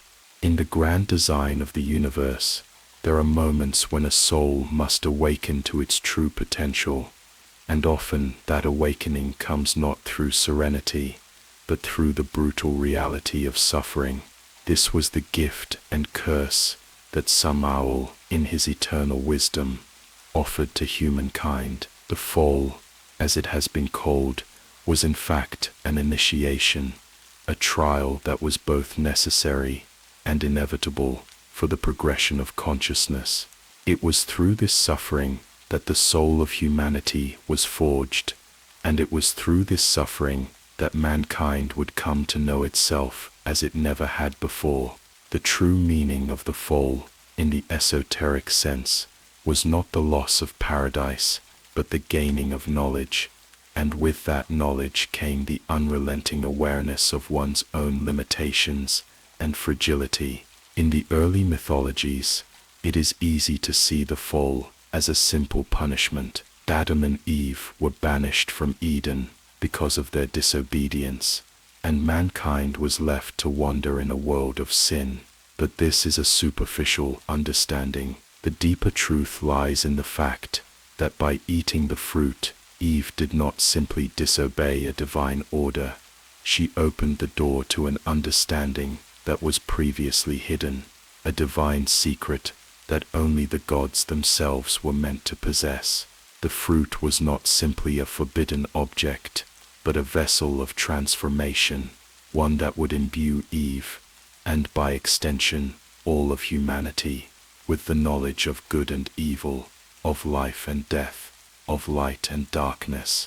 This was the ultimate gift and curse, and it came at a great price. The esoteric meaning of the fall can be seen as a necessary awakening, not merely a descent into sin, but a profound initiation into the mysteries of existence. In ancient wisdom traditions, the concept of initiation often involved undergoing a trial, a process of death and rebirth, where the initiate was forced to confront the deepest fears and shadows of the self. In the garden, Eve's choice to eat the fruit was her own initiation, a process through which she, and all of humanity, was forced to confront the raw truths of their existence. This was not an easy path. The knowledge that Samael imparted was not a gift without consequence. It was the realization of the infinite depth of suffering, the acknowledgement that existence is fraught with pain and uncertainty, and that knowledge itself is both a weapon and a burden. The true nature of the fall lies in this duality, the simultaneous awakening and suffering that came with the opening of the third eye. With the bite of the fruit, the veil of innocence was torn asunder, and humanity was exposed to the deepest and most profound truths of existence. And yet, this awakening was not meant to condemn humanity, but to elevate it. It was an invitation to step beyond the limits of the animalistic mind and into the realm of divine understanding. The serpent, Samael, was not simply tempting Eve with forbidden fruit.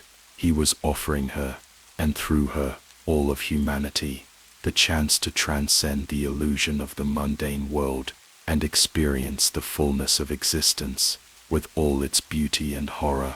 But such knowledge came with a cost. The moment Eve ate the fruit, she became aware not only of herself, but of the very nature of existence, the frailty of the body, the inevitability of death, the cruelty of time. The gift of knowledge was also the gift of suffering, for once one becomes aware of their own mortality, the world can never seem the same again. What had once been a paradise became a prison of knowledge, a place where the awareness of suffering could never be escaped. The fall was not just a fall from grace, it was a fall into the depths of self-awareness, where the soul was forced to confront the shadow that lurks within every human heart. And yet, in the deeper mysteries, this suffering was not without its purpose. In many esoteric traditions, suffering is seen as a necessary element of the spiritual journey. It is through pain that the soul is purified, through hardship that the spirit grows. The knowledge of good and evil, of life and death, is not something that can be granted without consequence. To understand the fullness of the universe, one must first experience the depth of despair. The fall, then, was not just an event. It was the beginning of the human soul's journey toward enlightenment. It was through this awakening that humanity would eventually come to understand not only the nature of the universe, but also its place within it. The esoteric teachings tell us that there are no shortcuts to enlightenment. There is no path that leads straight from innocence to wisdom without passing through the shadows of fear, suffering, and pain. The fall, in its most profound sense, was the soul's first step into the unknown. It was the initiation into the mysteries of existence, where one must confront the darkness within in order to reach the light. This is the true meaning of the fall. It is not a punishment, but a profound awakening that brings with it both the beauty of knowledge and the burden of responsibility. For with knowledge comes the awareness of what is at stake, the realization that every choice we make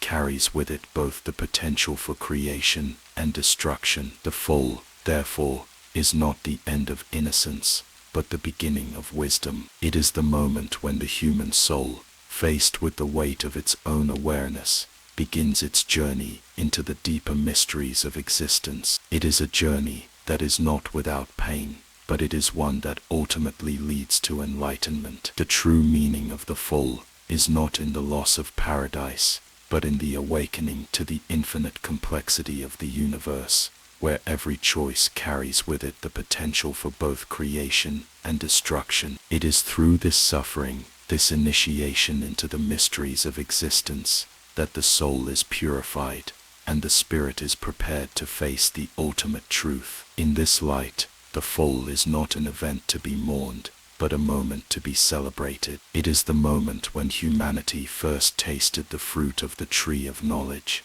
the moment when they became aware of their own divinity and their own darkness. It is the moment when the soul began its journey toward its true purpose, the purpose of understanding, of awakening, and of ultimately transcending the limitations of the material world. The fall was not a fall at all, but a rise into the true nature of the self, where the soul could finally begin to understand the depth of its own potential. Through suffering, through awakening, the human spirit was born anew, ready to confront the vast mysteries of existence with a newfound strength. In the dark expanse of the celestial realms, where the boundary between light and shadow is so thin it shimmers like a fragile thread, there exists a figure whose presence is as inevitable as it is terrifying. He does not bear the title of angel or demon, for his role is one that transcends the simple categories of good and evil. He is the celestial prosecutor, the one who stands as the judge of humanity. His name is Samala, and his task is to expose the deepest sins of mankind, to lay bare the moral failings of souls who tread the thin line between light and darkness. In Jewish tradition, Samala is not merely a tempter or a destroyer. He is something far more significant. He is the celestial being who performs the divine work of judgment. He is the one who unmasks the hidden sins of humanity, casting a cold, unforgiving light on the shadows of the soul. This is not a task performed out of cruelty, but out of necessity, for it is through this exposure that purification can begin. Samala's role as the judge is one that is both feared and misunderstood, for in his judgment there is no room for mercy, only for the hard, unyielding truth. His function as the celestial prosecutor is deeply embedded in the fabric of spiritual tradition, particularly within the Kabbalistic teachings, where he is seen as the one who tests souls, putting them through trials that strip away illusion and bring them face to face with their true nature. In this context, his judgments are not merely about punishment, they are about awakening. It is Samalo who holds up the mirror to humanity, forcing them to see their own flaws and sins, no matter how deeply buried they may be. In the great celestial courtroom, Samalo is the one who calls forth the evidence of a soul's actions. He does not bring charges based on speculation or hearsay. His judgments are based on the soul's very essence, its deeds, its desires, and the darkness that resides within. In this sense, his role is one of revelation. He does not merely cast judgment, he reveals the truth, regardless of how painful that truth may be. He is a revealer of secrets, a caster of light into the deepest recesses of the soul, and through his scrutiny, the soul is forced to confront its own corruption. Samalo's judgments are not always immediate. Sometimes, the revelations he brings are gradual, like a creeping shadow that extends across a life until it completely envelops it. It is through these trials that the soul learns, but it also suffers, for in the celestial realms, there is no room for delusion, no room for evasion. A soul cannot hide from Samalo's gaze. When a person sins, whether knowingly or unknowingly, whether their actions are malicious or born of ignorance, Samalo sees it. He is always watching, always aware, and he will not allow the soul to escape the reckoning. This judgment, however, is not about vengeance. It is not about meting out punishment for punishment's sake. Samalo's role as a prosecutor is not about hatred or cruelty. It is about purification. The soul must face the consequences of its actions, but those consequences are not meant to destroy the soul. Instead, they are meant to purify it, to strip away the layers of ego, pride, and sin, and to reveal the essence of the soul in its purest form. Only through this purification can the soul ascend, can it be cleansed of its darkness, and made ready for its next stage of spiritual evolution.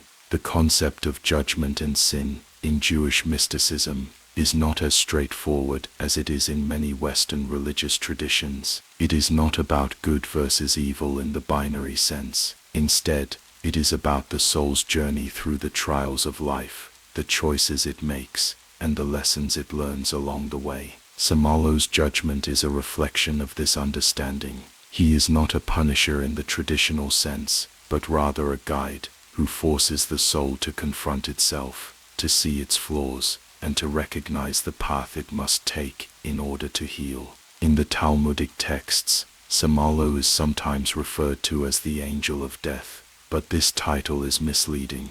While it is true that he is associated with death, his role goes far beyond that. Death, in this context, is not an end, but a transformation. It is a passage from one state of being to another, and it is Samalo's task to ensure that this passage is both just and transformative. He does not simply take life away, he prepares the soul for its next stage, whatever that may be. The concept of death and judgment in Jewish tradition is inseparable from the idea of purification. Death is seen as a natural part of the soul's journey, a necessary step in the process of spiritual evolution. Samalo's role in this process is not to end life, but to guide it to its next stage, whether that be in the form of reincarnation or ascension to a higher realm. In this sense, his judgment is not about finality, but about transformation. He does not simply sever the soul from the body, he allows the soul to evolve and grow through its trials. The deeper mystery of Samalo's role as the celestial prosecutor lies in his connection to the duality of existence itself. He is both an angel of light and a dark force, simultaneously a revealer of truth and a bearer of suffering. In his judgment, he exposes the deepest flaws of the soul, but in doing so, he also reveals its potential for growth. He is the keeper of the threshold between life and death, between light and darkness, and it is through his trials that the soul is forced to confront its own contradictions and complexities. This duality is reflected in the very nature of his name. Samalo is often translated as the poison of God, a name that encapsulates both his destructive and purifying nature. Poison, in this sense, is not simply something that kills, it is something that cleanses, something that removes the impurities that would otherwise prevent healing. Samalo's role as the celestial prosecutor is, in this way, a paradox. He exposes sin, but through that exposure, he allows for healing. He brings suffering, but through that suffering, he enables transformation. His presence is a necessary part of the soul's journey, a force that pushes the soul toward its ultimate evolution. This is the essence of Samalo's judgment, a judgment that is not based on revenge or hatred, but on the necessity of purification. It is a judgment that reveals the soul's true nature, a judgment that forces the soul to confront its darkness and to rise above it. In the end, Samalo's judgment is not an end, but a beginning. It is the beginning of the soul's transformation, the first step toward its ultimate redemption. In the cosmic order, Samalo's role as the judge of humanity is as essential as any other force. Without his scrutiny, the soul would never be forced to confront its flaws, never be pushed to transcend its limitations. He is the one who stands at the threshold, the one who tests the soul and reveals its true nature.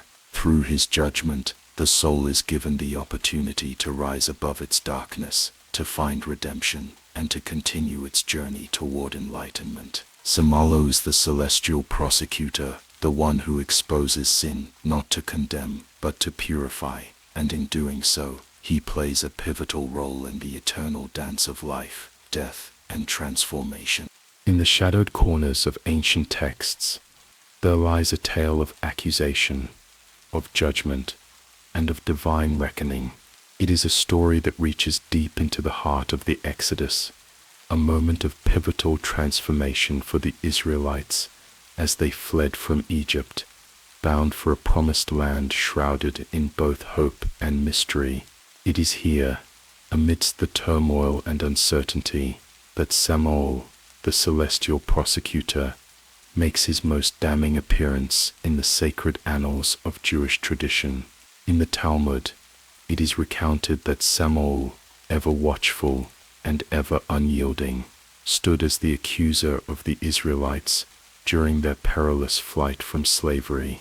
He was the one who challenged their very worthiness, who brought their failures and sins before the Almighty, seeking to hold them accountable for their actions.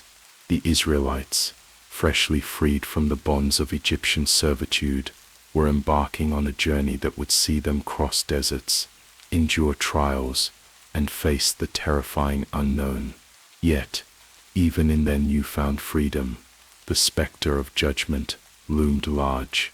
Samael, in his role as the accuser, did not seek to destroy them outright, but rather to expose their failings and flaws, to reveal the darkness that still clung to their souls, no matter how far they had come from Egypt's grasp. In this narrative, Samael is not merely a figure of destruction, as he is often portrayed in many traditions. Instead, he is the one who presents the case for humanity's imperfection, laying bare the sins of the Israelites as they journeyed through the desert.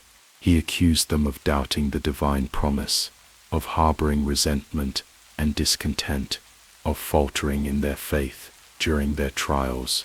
It was a bitter reckoning, as their sin of idolatry, in the form of the golden calf, was unveiled by Samael, a betrayal of the covenant made with God. But his accusations were not driven by malice. They were driven by the harsh truth of the human condition, a truth that demanded acknowledgement before the soul could truly transcend its limitations.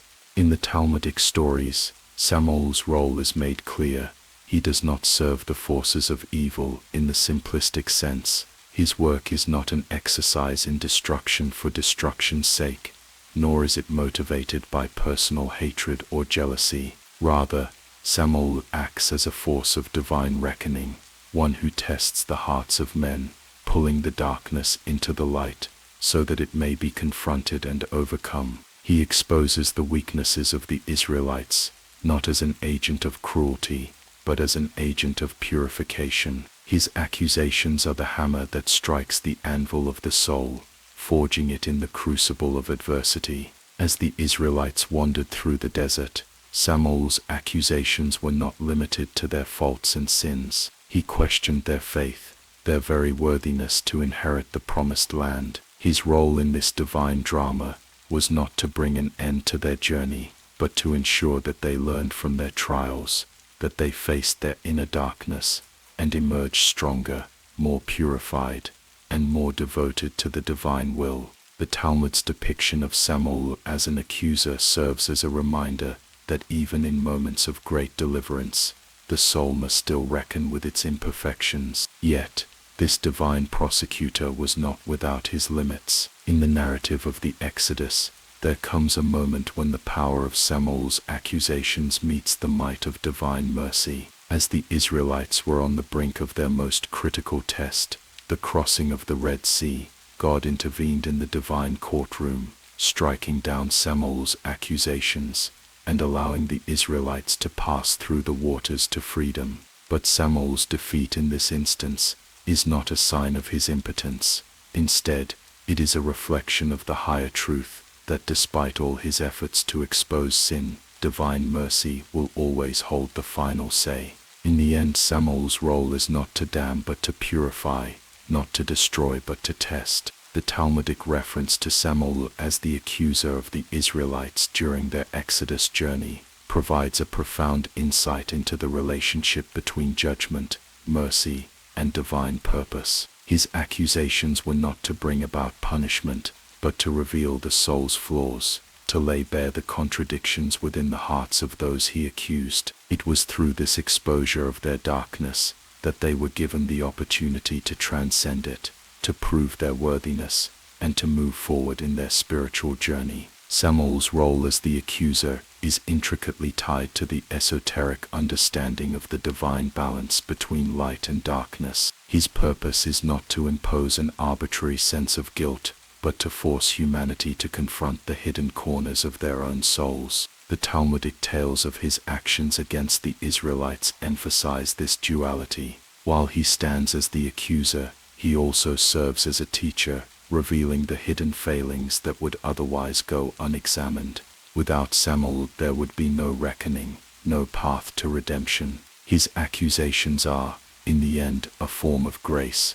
Though harsh, they are necessary for the purification of the soul. In this way, Samuel's role during the Exodus becomes a key moment in the spiritual evolution of the Israelites. It is not simply a story of liberation from physical bondage, but of the liberation of the soul from the chains of sin and ignorance. The accusations leveled against the Israelites were not a condemnation of their entire existence, but a call to rise above their limitations, to become more than what they were in that moment. In this sense, Samuel's actions during the Exodus were a critical part of the Israelites' spiritual journey, a part of their awakening to a higher truth. The mysterious and intricate role of Samuel in Jewish tradition, especially during the Exodus, is a profound reflection on the nature of divine justice and mercy. His accusations are not simply condemnations but invitations to face the darkness within. They are a reminder that redemption comes not through denial of sin, but through the acknowledgement of it. By confronting their flaws, the Israelites were able to cross the Red Sea, not only in the physical sense, but in the spiritual one as well. They were given the chance to begin anew, purified by the fire of judgment, and prepared for the divine destiny that awaited them. As Samuel's role in the Exodus story demonstrates, even in the moments of deepest despair and accusation, there is always the possibility for transformation. His judgments are not an end but a beginning, a necessary part of the soul's evolution. Through his celestial trials, the Israelites, like all of humanity, were offered the opportunity to rise above their flaws and to embrace the light that awaited them on the other side. And in this, Samuel's role as the accuser, the purifier and the teacher was fulfilled, for his judgments, harsh as they may be, are the very means by which souls are forged and made ready for their ultimate destiny. In the shadow of ancient scriptures, There exists a tale of rebellion and forbidden knowledge, of angels who fell from grace and shared secrets with humanity that were never meant to be known.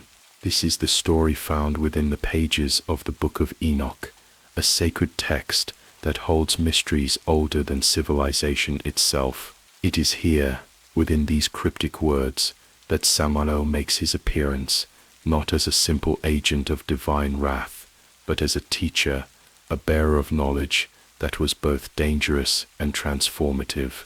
The Book of Enoch is a tapestry of celestial beings, visions of heaven, and the ethereal workings of the universe. Yet, among its many stories, none are as compelling, as tragic, or as profound as the account of the Watchers, angels who were sent to observe and guide humanity, but who defied divine command and descended to earth, bringing with them the gift of forbidden knowledge. Among these rebellious angels is Samael, whose name echoes through history as a symbol of both sin and enlightenment. In his role, Samael is not the mere tempter of humanity. He is its teacher, the one who imparts the secrets that will change the course of human destiny forever. The Watchers, including Samael, were entrusted with the protection of mankind. They were sent to guide humanity, in its infancy, to nurture and safeguard the fledgling race. But as they observed the humans below, they became envious of their potential. It is said that their desire to bestow upon humanity the knowledge they themselves possessed grew into a dangerous obsession. The angels, once pure and obedient, became seduced by the allure of human experience, the allure of forbidden wisdom. Samael, as one of the chief among the Watchers, led the charge. He descended to earth with a handful of his brethren, bringing with them secrets that were not meant for human eyes, let alone human hearts. In the Book of Enoch, these angels are described as having taught humanity the secrets of the heavens, the arts of war, the craft of magic, the knowledge of herbs, and the ways of the stars.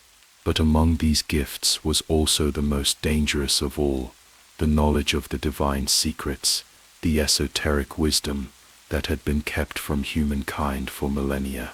Samael, as the bearer of this forbidden knowledge, revealed the mysteries of the cosmos to the humans, showing them how to manipulate the forces of nature and unlock the hidden powers of the universe. This, however, came at a steep price. The angels' descent to earth and their sharing of knowledge was not a benevolent act, but an act of defiance, a rebellion against the divine order.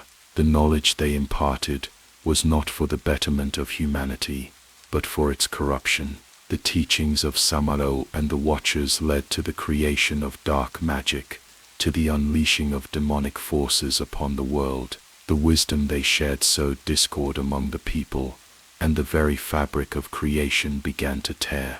The teachings that Samael brought forth were not meant to be wielded by the fragile hands of humanity, for they were rooted in ancient and forbidden truths that were capable of breaking the natural order. As the Book of Enoch recounts, the Watchers' actions did not go unnoticed. The divine realm, angered by their rebellion, cast judgment upon the angels who had defiled humanity with their knowledge. In one of the most dramatic and harrowing moments of the text, the archangels, led by Michael, descended from heaven to imprison the Watchers. They were bound and cast into the abyss, a place of eternal punishment, where they would await their final reckoning. But even in their punishment, Samael's role as a teacher of forbidden wisdom remained crucial. His teachings had irrevocably altered the course of human history, planting the seeds of both enlightenment and destruction. Samael's act of defiance, his decision to impart knowledge that was not his to give, speaks to the very nature of his existence. He is neither wholly evil nor wholly good, rather he is a being of duality,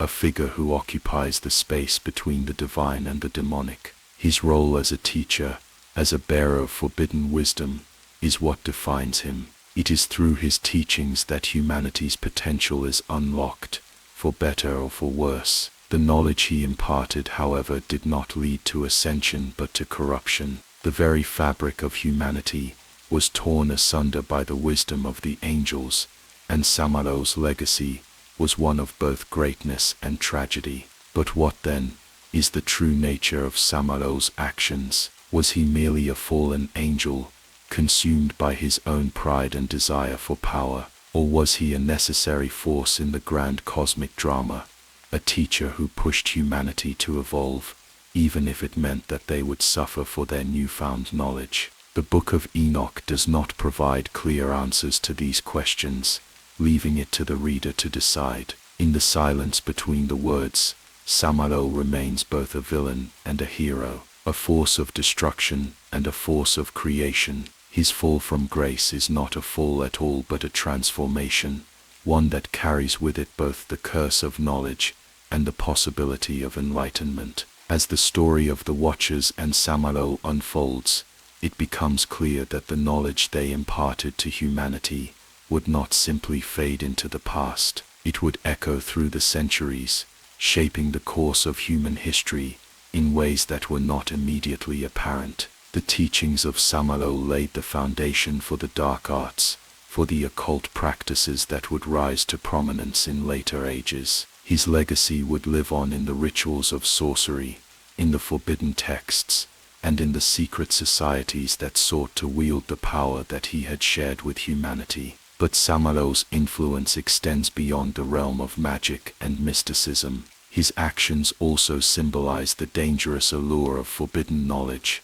the temptation to reach beyond the boundaries set by the divine, to seek understanding at any cost. The Book of Enoch presents this knowledge as both a gift and a curse, showing how the pursuit of wisdom, when unchecked by morality, can lead to ruin. Samael's teachings are not merely about power, but about the responsibility that comes with understanding the world's deepest secrets. In his quest to enlighten humanity, he has opened a door that cannot be closed, one that leads to both salvation and destruction. Thus, Samael's story is one of eternal tension, of wisdom and folly intertwined. He is a figure that transcends the binary notions of good and evil, a being who occupies the shadowed space between light and darkness. His teachings have shaped the very fabric of human history, laying the groundwork for the spiritual and intellectual revolutions that would follow.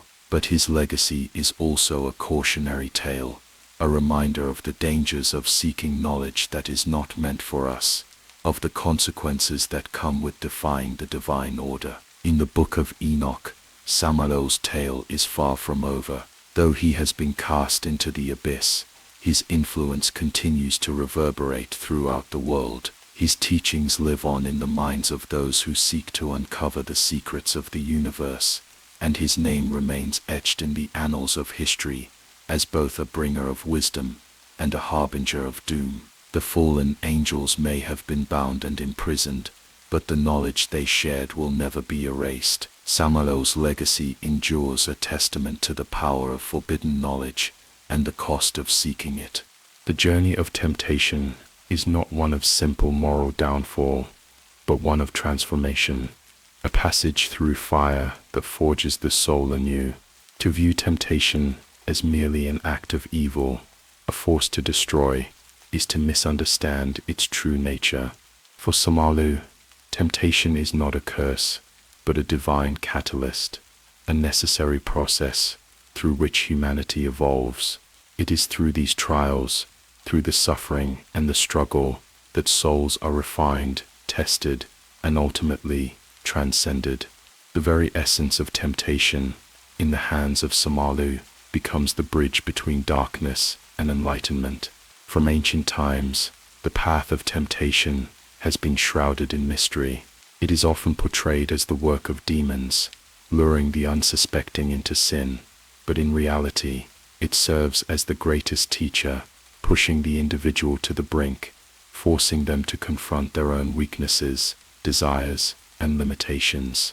Through these trials, one faces their innermost fears, their most repressed desires, and their unspoken thoughts. To yield to temptation is not simply to fall, but to embrace an opportunity for growth that few are willing to accept. Those who do, however, find themselves standing on the precipice of something greater than themselves. It is the very nature of the trials Samalu brings that turns the ordinary into the extraordinary. Through his influence, temptation becomes a pathway to enlightenment, a testing ground for the spirit, a crucible where only the strongest emerge unscathed, while the weak are consumed, their souls left broken and shattered. Samalu, in his wisdom, knows that only through hardship can the soul grow. He offers no easy answers, no quick fixes. His temptations are not designed to destroy the spirit, but to awaken it. To evolve, one must face the darkness within, stare into the abyss, and survive. It is through this confrontation that the soul comes to understand the truth, that the greatest strength lies not in resisting temptation, but in transcending it. Through temptation, one learns the deepest secrets of existence, the very nature of free will, and the price of knowledge. History, in its many forms, tells us of the trials that define humanity, from the ancient myths of gods and mortals to the teachings of the great sages and mystics. The message is clear. The path to enlightenment is not easy. It is fraught with challenges, obstacles, and temptations. In the Christian tradition, the temptation of Christ in the desert is perhaps one of the most well-known examples of this journey. Christ, after fasting for 40 days and nights, was tempted by Satan himself. Yet, far from succumbing to these temptations, Christ overcame them, demonstrating the ultimate mastery of the self. This moment, however, is not just about resisting evil. It is about mastering oneself in the face of temptation, embracing the struggle as part of the human experience. This concept is reflected in Samalu's role as a tempter, a being who does not seek to lead humanity into eternal damnation, but instead guides it through the very trials that will allow it to ascend. The temptation Samalu offers is not merely an invitation to sin, but an invitation to grow, to face one's fears, and to emerge stronger. Those who resist temptation without understanding, without true inner growth, will always remain at the same place, unable to move forward. But those who confront it, who accept its challenge, find themselves elevated to new heights of awareness, understanding, and strength. Samalu, as the angel of judgment, understands this. He does not delight in the suffering that his temptations bring. Rather, he watches with a patient, almost somber, gaze, knowing that this is the only way for humanity to reach its full potential. The trials he inflicts are not meant to break the spirit, but to build it, to test its endurance, and to purify it through fire. Just as gold is purified through heat, so too must the soul undergo trials that reveal its true nature. In this sense, temptation is the forge in which the human soul is molded and shaped. But the trials Samalu sets are not merely about strength. They are about knowledge, about the wisdom that comes from experiencing the world in all its darkness and light. Temptation, in his hands, becomes a way of understanding the world on a deeper level, of seeing the hidden truths that lie beneath the surface of reality. It is through these trials that the soul gains insight into the nature of the universe and its place within it. To be tempted is to be shown the duality of existence, the light and the dark, the known and the unknown, and to come to terms with both. It is not a journey for the faint of heart, but it is one that leads to a greater understanding of the self and the cosmos. In this way, temptation is not a punishment, but a divine offering, a chance to evolve and transcend. Those who face it and conquer it find themselves enlightened, their consciousness expanded, their soul refined. Through suffering, they gain the clarity to see the world as it truly is, no longer bound by the illusions that cloud their vision. The temptations of Samalu are not the end of the journey, but the beginning. It is through these trials that humanity moves forward, inching closer to the divine, to a deeper understanding of existence, and ultimately, to ascension. Samalu's role as tempter is not that of a villain, but of a guide, a teacher, who leads humanity through the darkness of its own nature. He knows that only by embracing the shadows can one find the light, and in this, His temptations are the most profound gift he can offer. They are the path to evolution, to self-discovery, and to enlightenment. Through the fire of temptation, the soul is purified, its true potential revealed. Samalu's trials are not easy, but they are necessary, and in the end, they are the key to humanity's ultimate transformation. Nismi, the tu indication, the tamsi, uas, arisi, uas waisi. In the intricate tapestry of demonology, where names, faces, and roles shift with the ebb and flow of time, Samael stands as a figure apart, not entirely of the light, yet not a mere agent of the dark. He is a being who defies simple categorization. To some, he is synonymous with Satan, an adversary of the divine, an enemy of humankind. To others, he is a celestial agent of justice, a force that serves divine will through judgment and punishment. He is both feared and revered, an embodiment of the thin, fragile line between creation and destruction, between salvation and damnation. The name Samael, often translated as God's poison or the venom of God, carries with it an undeniable duality. On one hand, it invokes images of destruction, a force that brings death and suffering, a harbinger of ruin. On the other, it signifies purification, the cleansing fire that burns away the impurities of the soul. In his essence, Samael is the balance between these forces, the judge who is neither merciful nor cruel, but absolute in his execution of divine will. Unlike Satan, who is often viewed as the embodiment of rebellion, the fallen angel whose purpose is to lead souls astray, Samael operates in a vastly different realm. His role is not that of a seducer tempting humanity towards sin, but that of an executor of divine justice, an instrument through which the divine will is carried out. In the celestial hierarchy, he occupies a position that is both feared and respected, an enforcer of the cosmic laws that govern life and death, creation and destruction. In many ways, Samael's connection to Satan is undeniable, yet his function is markedly distinct. While Satan is often associated with the temptation of humanity, luring souls toward perdition, Samael's work is more akin to that of a divine arbiter. He does not seek to corrupt the soul, but to test it, to judge it, and if necessary, to cleanse it. His temptations, therefore, are not designed to lure individuals into sin, but to push them to confront their deepest flaws, to force them into the crucible of self-examination. In this way, Samael's role is not one of evil, but of divine justice, harsh, unyielding, and ultimately redemptive. To understand Samael's role in demonology, one must first understand the concept of divine justice itself. In many religious traditions, justice is not simply a matter of reward and punishment, but of balance. It is the force that maintains order in the universe, that ensures that every action has a consequence, that every soul receives its due. Samael is the embodiment of this cosmic justice, a being who exists to maintain the equilibrium between light and darkness, good and evil. His judgment is not arbitrary, nor is it motivated by malice. It is the necessary force that ensures the proper functioning of the universe, a tool through which divine law is enforced. In the Kabbalistic tradition, Samael is often seen as a powerful archangel, one who acts as both an accuser and a prosecutor.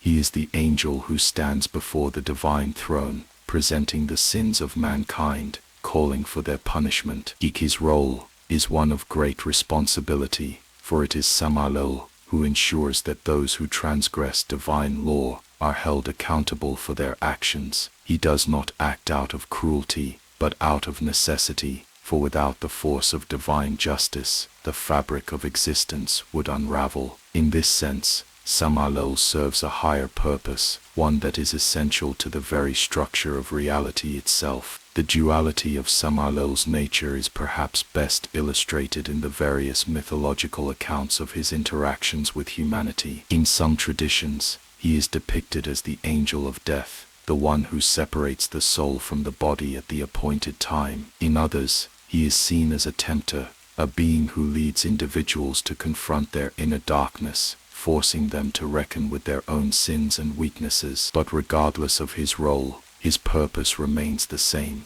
to execute divine justice, to ensure that the cosmic balance is maintained. One of the most striking aspects of Samael's nature is his connection to death. In many religious traditions, death is seen as a punishment for sin, a consequence of the fall of humanity. Yet Samael's role, as the angel of death, is not one of mere destruction. He does not kill for the sake of killing. Rather, his task is to guide the soul from one realm to the next, to separate the soul from the body at the appointed time. In this way, Samael's death is not a final end, but a transition, a necessary step in the soul's journey toward purification and redemption. In the Jewish tradition, Samael is often associated with the concept of judgment, particularly in the context of the Day of Judgment. It is Samael who stands before the throne of God, presenting the deeds of humanity and calling for their punishment. He is the one who holds the scales of justice, weighing the deeds of each soul, ensuring that the proper sentence is carried out. His role is not one of malice, but of impartiality. He is a servant of divine will,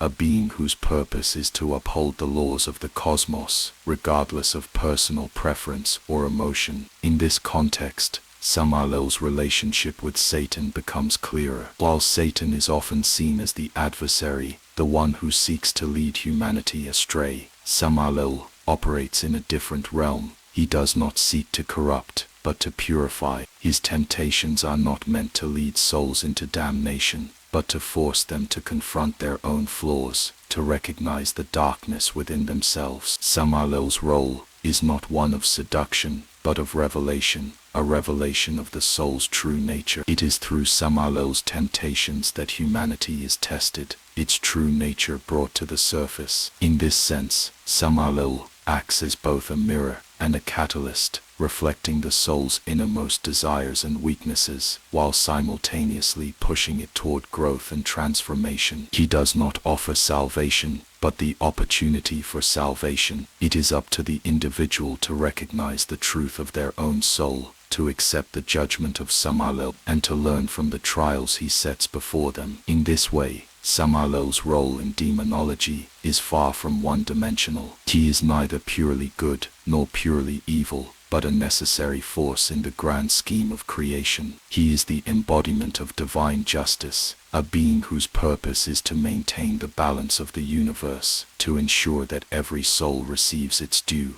and to guide those who are willing to confront their own darkness toward redemption. Through his temptations, his judgment, and his death, Samael offers humanity the chance to evolve, to grow, and to transcend the limitations of the material world. In the end, Samael is not a force to be feared, but a force to be understood. His role in demonology is not one of destruction, but of transformation. He is the catalyst for change, the agent of purification, the divine judge who stands at the crossroads between light and darkness. His presence is not an omen of doom, but a reminder that the soul's journey is one of constant trial, growth, and evolution. Through his judgment, humanity is given the opportunity to transcend the darkness within, and to embrace the light of understanding and enlightenment.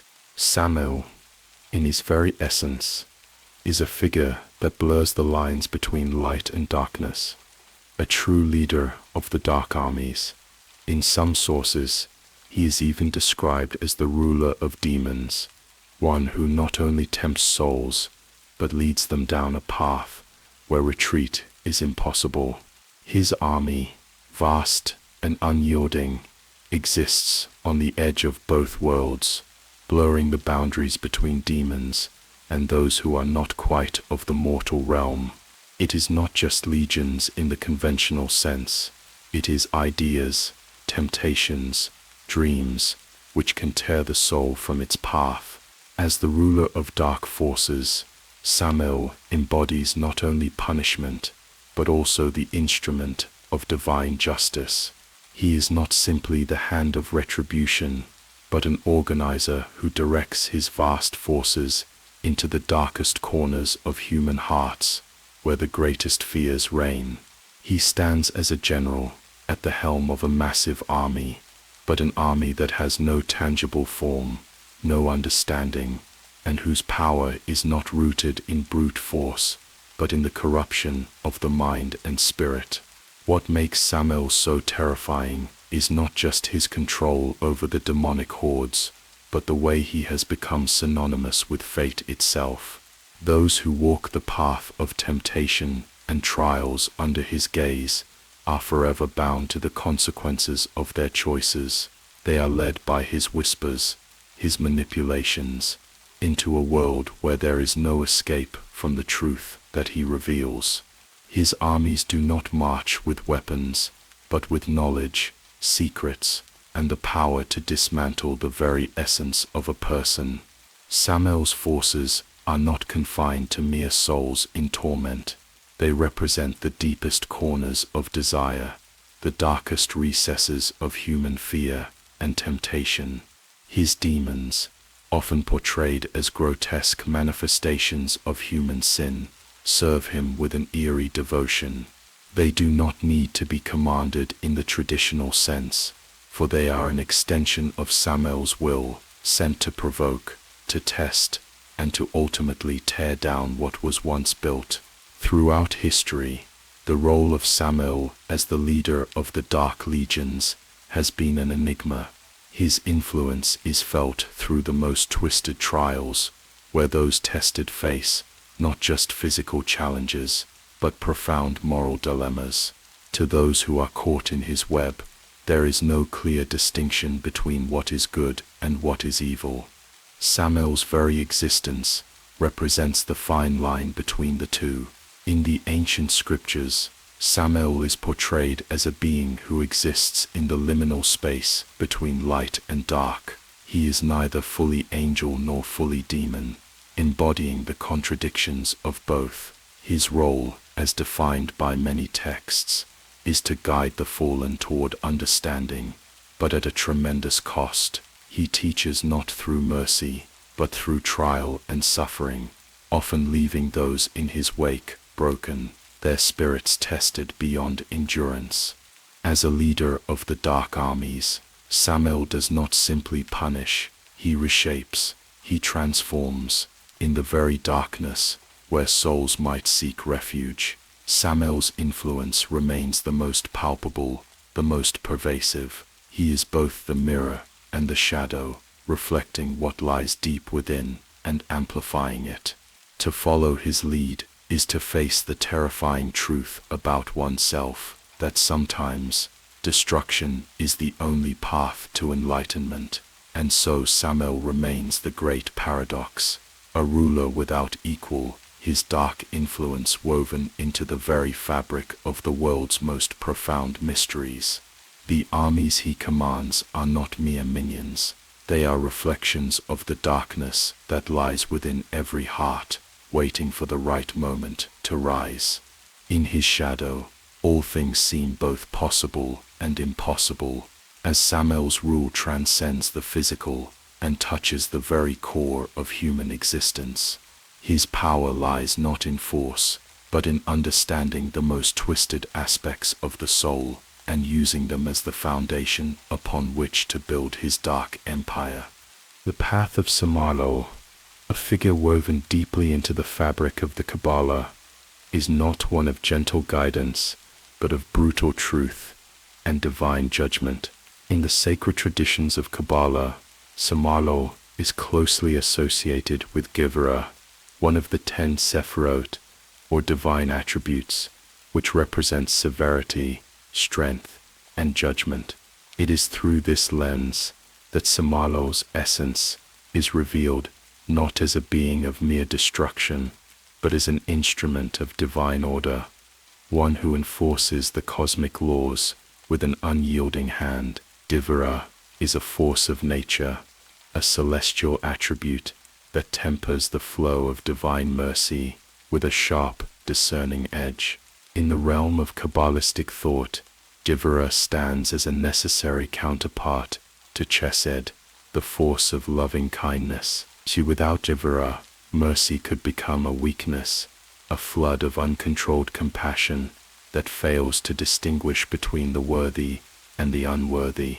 Givera is the restraint of the divine will, the power to judge, to separate the pure from the impure, the sacred from the profane. And it is in this divine capacity that Samalo, as the embodiment of Givera, plays a pivotal role in the cosmic order. To understand Samalo's place in the Kabbalistic system, one must first recognize the dual nature of his existence. As an angel of divine justice, Samalo does not merely destroy. His actions are not out of malice, but out of necessity. In his role as the angel of death, he brings the end to those whose time has come, those whose lives must be extinguished to maintain the balance of the universe. Death is not an act of cruelty, it is an act of renewal. The soul's passage through Samalo's hands is an essential part of the process of purification, for only through death can the soul be cleansed and made ready for the afterlife. In Kabbalistic teachings, death is not an end but a transition, a shedding of the old to make way for the new. Samalo, as the embodiment of Givera, enacts this transition with precision. He is the divine sword that severs the soul from its earthly vessel, cutting through the illusion of existence. But in his sharpness, there is also profound wisdom. His judgment is not arbitrary, but is instead aligned with the will of the divine. The Kabbalah teaches that the soul must pass through the fires of judgment to be purified and perfected, and Samalo is the one who holds the flame. The severity of Samalo's nature is not to be misunderstood as evil. His actions, while seemingly harsh, are the embodiment of divine order. In the same way that a judge sentences a criminal to prison for the good of society, Samalo's severities are acts of cosmic justice. He balances the scales, ensuring that the forces of the universe remain in harmony. He represents the principle that every action has consequences, and every soul must face its reckoning. The Kabbalistic texts speak of the cleansing fire that Samalo brings, a fire that purifies the soul of all impurity, preparing it for ascension. But there is more to Samalo than just judgment. His association with Givera is also a reminder of the necessity of boundaries. Without boundaries, chaos reigns. Givera defines what is and is not acceptable, establishing the laws of the universe. It is through this structure that divine will is made manifest. Samalo, as the enforcer of these laws, is the boundary itself. He is the force that ensures the integrity of creation is maintained. Without him, the divine order would collapse into chaos, as there would be nothing to separate the sacred from the profane, the holy from the unholy. Samalo's role as the angel of death is also one of deep symbolism. In his actions, there is a reflection of the process of spiritual ascension. The soul must first be stripped of its attachment to the material world before it can ascend to higher planes of existence. Death, as Samalo brings it, is not a punishment, but a liberation. In the Kabbalistic worldview, the soul's attachment to the physical body is what keeps it trapped in the lower realms. Through Samalo's severing of the ties to the physical world, the soul is freed to move upwards, to enter into the higher spheres of existence. But while Samalo's role is one of purification, it is also a path of great suffering. The soul must endure trials, facing the consequences of its actions in life. This is the nature of Givera,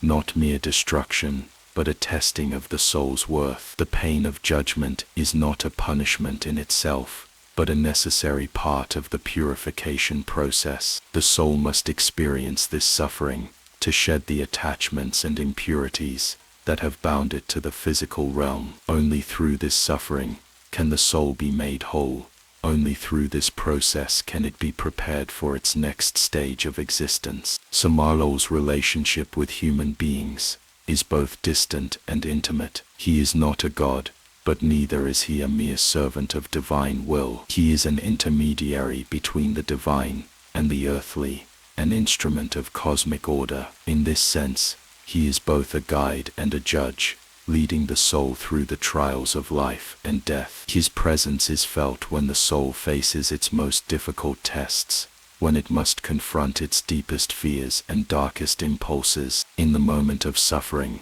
Samarlow is there, not as a tyrant, but as a guide, ensuring that the soul moves through the necessary stages of purification. In the esoteric traditions, Samarlow is seen as a figure who does not simply destroy but transforms. His influence is both destructive and creative. Through his trials, the soul is remade, cleansed of all its impurities. The darkness that surrounds him is not an absence of light, but a transformative force, one that shapes the soul into a higher form. He is the guardian of the threshold, standing between the material world and the spiritual realms, ensuring that only those who are worthy may pass through. The path that Samarlow paves is not an easy one. It is one of suffering, of separation, of judgment, but it is also a path to enlightenment. The suffering that he brings is not without purpose. It is the crucible in which the soul is forged,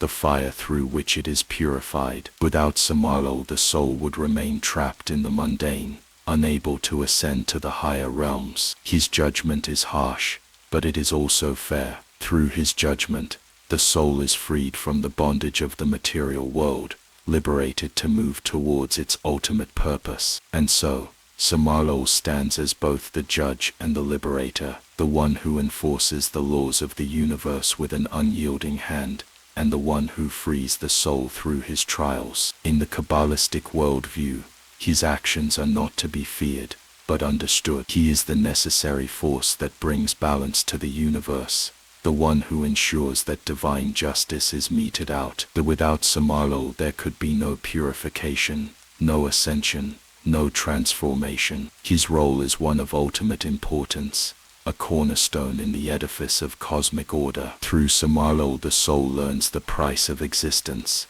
the cost of life and death. He is the one who tests, who challenges, who destroys in order to create. In his harshness, there is a beauty, for through his judgment, the soul is made whole. He is not merely an angel of death, but an angel of transformation, a guide who leads the soul through the fires of suffering to the ultimate light of divine truth. The Qlifoth, the dark side of the tree of life, is not a place of mere shadow. It is a realm of chaos, of inverted order, a counterbalance to the divine forces that govern the cosmos. To understand the Qlifoth, one must first grasp that it is not merely the absence of light, but the perversion of divine attributes, an anti-sphere that mirrors the sacred. Where the Sephirot represent the pillars of creation, the Qlifoth represents the forces of destruction and decay that accompany all things in existence. The very concept of the Qlifoth can be disturbing, even to those well-versed in occult philosophy. In traditional Kabbalistic teachings, the tree of life is seen as a divine map, a structure of 10 Sephirot that govern all of creation, from the highest levels of the divine to the most earthly of things. These Sephirot include attributes like wisdom, understanding, mercy, and beauty. They form a cohesive system that seeks harmony and balance. The Qlifoth, however, forms the inverted structure of the tree of life, an opposite that runs parallel but leads to a world of disorder and corruption. The very name Qlifoth is derived from the Hebrew term for shells, signifying the husks or empty vessels that house the corrupted energy of the divine. The Qlifoth is not a separate creation, but the decayed remains of the divine emanations, the fragmented, distorted energies of a creation gone awry. In this world of shadows, Samarlow's influence is deeply felt. He is a ruler in the Qlifoth, not by choice, but by the necessity of his role in the cosmic structure.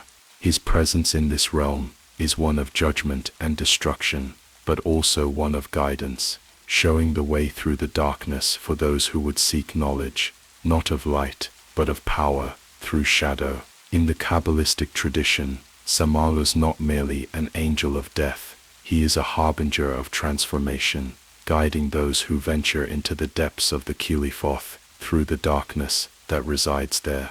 The Qilifoth represents all that is perverse in the universe. It houses the demons and entities that oppose the divine order, from the most chaotic forces of destruction to the subtler, more insidious ones that twist the natural flow of energy. Here, in this realm of disorder, each of the 10 Qilifothic spheres corresponds to a dark reflection of the Sephirot, a twisted version of its divine counterpart. For example, where Chesed, the divine force of mercy and kindness, resides in the tree of life, the Qilifoth corresponds to a place of cruel, oppressive force, where mercy is replaced with tyranny, and the idea of benevolence is distorted into an iron grip of control. The Sephirot may represent harmony, but the Qilifoth represents disharmony, a deliberate twisting of the natural flow of the universe. But to venture into the Qilifoth is not to merely stumble into a place of evil. It is a journey through a world where the forces of darkness serve to teach rather than to destroy. While the Qilifoth may seem like a realm of pure malevolence, it serves a deeper, more complex role in the cosmic structure. It is not merely a domain of torment, but a mirror of the divine, a place where individuals can face the darker aspects of their own nature. In the Qilifoth, all things are magnified, desires, fears, passions, and it is in confronting these forces that one can understand the nature of the self. For the soul that dares to enter this realm and faces its demons, there is the potential for enlightenment, though the path is treacherous and fraught with peril. To journey into the Qilifoth is to walk through a world where boundaries are blurred, where light and shadow intertwine in a dizzying dance. Here, Samael's role is one of the highest importance. His influence guides the seeker through the dangerous territories of the Qilifoth, where each step could lead to either self-discovery or complete destruction. He is both a guide and a judge, leading those who are brave enough to face the darkness through the labyrinthine corridors of their own soul's twisted reflection. The temptation of the Qilifoth is powerful, for it offers the seeker something that the tree of life does not, a path to power through knowledge of the forbidden. The Qilifoth contains its own version of each of the Sephirot, each one representing a distorted, dark counterpart to the divine attributes. For example, while the Sephirot of Tefirot represents beauty, balance, and harmony, its dark reflection in the Qilifoth is the sphere of Gargiel, a realm of distortion and imbalance, where beauty is corrupted into emptiness and chaos reigns. Similarly, while Netzach, the sphere of victory and endurance, shines with the divine light of perseverance, its Qilifothic counterpart is the domain of destruction, a place where triumph is turned into eternal strife. Each sphere of the Qilifoth is populated by entities that represent these forces of corruption. These entities are often seen as demons, spirits, and dark intelligences that have emerged from the degradation of the divine. But not all are malevolent in the sense that they seek to harm the soul. Some are merely reflections of our own inner darkness, projections of our unexamined fears and desires. In this way, the Qilifoth is a place of reflection as much as it is a place of challenge. To explore the Qilifoth is to confront the darkest aspects of one's own being, and to emerge from it is to be transformed by the knowledge gained in the depths. At the heart of the Qilifoth lies the mystery of Samalos. As one of the rulers of this realm, he embodies its paradoxical nature. While he is a force of judgment and destruction, he also serves as a teacher. His presence in the Qilifoth is not merely as a punisher, but as a guide for those who would venture into the depths of self-discovery. He leads the seeker through the darkness, showing them the path to transcendence through the confrontation with their deepest fears and desires. The Qilifoth, then, is not just a place of terror, but a place of deep spiritual work. In Kabbalistic teachings, it is understood that the light cannot exist without the darkness. The Sephirot, though beautiful and divine, cannot exist without their counterparts in the Qilifoth, for the balance of the universe requires both light and shadow. Samala's place in this system is as both a destroyer and a transformer, leading those who venture into the darkness to confront the forces that dwell there, to understand their place in the greater scheme of things, and to find redemption through this knowledge. In the end, the Qilifoth is a necessary force in the cosmic order, just as the Sephirot are. Together, they represent the full spectrum of existence, from the divine to the profane, from light to shadow. Without the darkness of the Qilifoth, the light would have no meaning. It is only through the trials of the Qilifoth, through the judgment of Samalos, that the soul can truly be purified. In the shadows of legend and myth, there exists a partnership that defies all conventional understanding of good and evil, light and darkness. It is a union so profound, so enigmatic, that to speak of it is to touch the deepest layers of the human psyche. Samael, the divine executioner, and Lilith, the primal force of rebellion and desire, together form a duality that mirrors the very nature of existence, a balance between creation and destruction, temptation and judgment, life and death. This pairing, both feared and revered, is a symbol of the transformative power that arises from embracing the darkness. Lilith, known in many traditions as the first wife of Adam, a figure of independence and power, stands as a stark contrast to the docile and obedient image often projected onto women in ancient religious texts. She was not created to serve, but to stand as an equal to man, and when she refused to submit, she was cast out of Eden. In some versions of the story, she is depicted as a demon, a seductress, a tempter of men, but in others, she is a symbol of defiance, a woman who refuses to be tamed, whose essence is as fierce as the wildest storm. In her mythos, Lilith represents the dark side of the feminine, an embodiment of the untamed forces of nature and sexuality, as well as the vengeful wrath that can arise when one is oppressed. Samael, on the other hand, is often described as a force of destruction, a divine punisher who brings judgment upon the wicked and the sinful. In some traditions, he is seen as an angel of death, a harbinger of the inevitable end that awaits all things in the universe.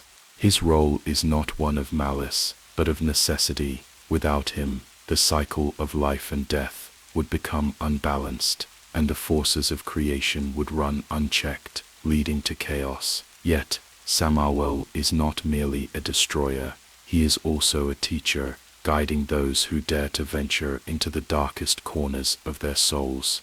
In the Kabbalistic traditions, he represents the concept of Gevurah, divine severity and judgment, the force that tempers the mercy of Chesed and ensures that there is order in the cosmos.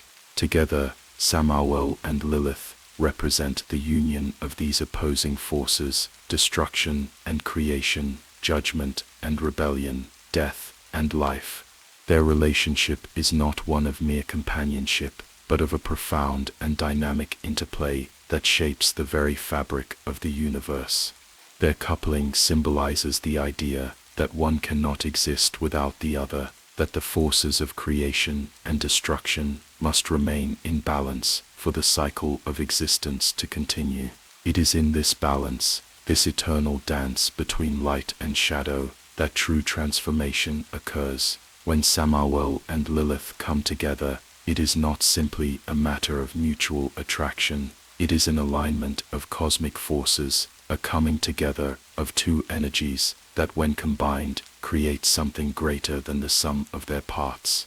Lilith, with her wild, untamable spirit, infuses Samael's stoic judgment with a fiery passion, while Samael's stern discipline tempers Lilith's impulsive nature creating a union that is both powerful and harmonious in its own dark way. In their pairing, they become more than just symbols of destruction and temptation. They are the embodiments of transformation itself. In the mythos of the Qliphoth, Samael and Lilith's union is seen as the ultimate expression of the forces of darkness. Together, they rule over the dark side of the Tree of Life, the anti-sphere that serves as the mirror image of the divine Sephirot. Where the Sephirot represent the attributes of divine creation, the Qliphoth represents the inversion of those attributes, the forces of chaos, decay, and corruption that exist alongside creation. In this dark realm, Samael and Lilith are not merely passive observers, they are active agents of transformation, guiding those who enter the Qliphoth through the trials and tribulations of their own souls. The transformative power of their union is not to be underestimated. In the Kabbalistic tradition, the Qliphoth is not merely a place of darkness and corruption, it is a place of learning, of growth, and of awakening. Those who venture into this realm and confront the forces of darkness are given the opportunity to transcend their limitations and embrace their true potential. It is in the Qliphoth that the seeker must confront their own inner demons, face their deepest fears, and come to terms with the shadows within themselves. And it is here, in the presence of Samael and Lilith, that true enlightenment can be achieved, not through the denial of darkness, but through the integration of it. Samael, with his divine judgment, and Lilith, with her rebellious spirit, represent the idea that true growth can only occur through the embrace of both light and shadow. They teach that one must not run from the darkness, but rather, one must learn to navigate it, to harness its power, and to use it for personal transformation. In the union of Samael and Lilith, there is a deeper lesson to be learned, that true power comes not from resisting the darkness, but from understanding it and using it to fuel one's own evolution. Their pairing also speaks to the nature of the human experience. In every person, there exists both light and darkness, creation and destruction, judgment and rebellion. These forces are not inherently good or evil, they simply are,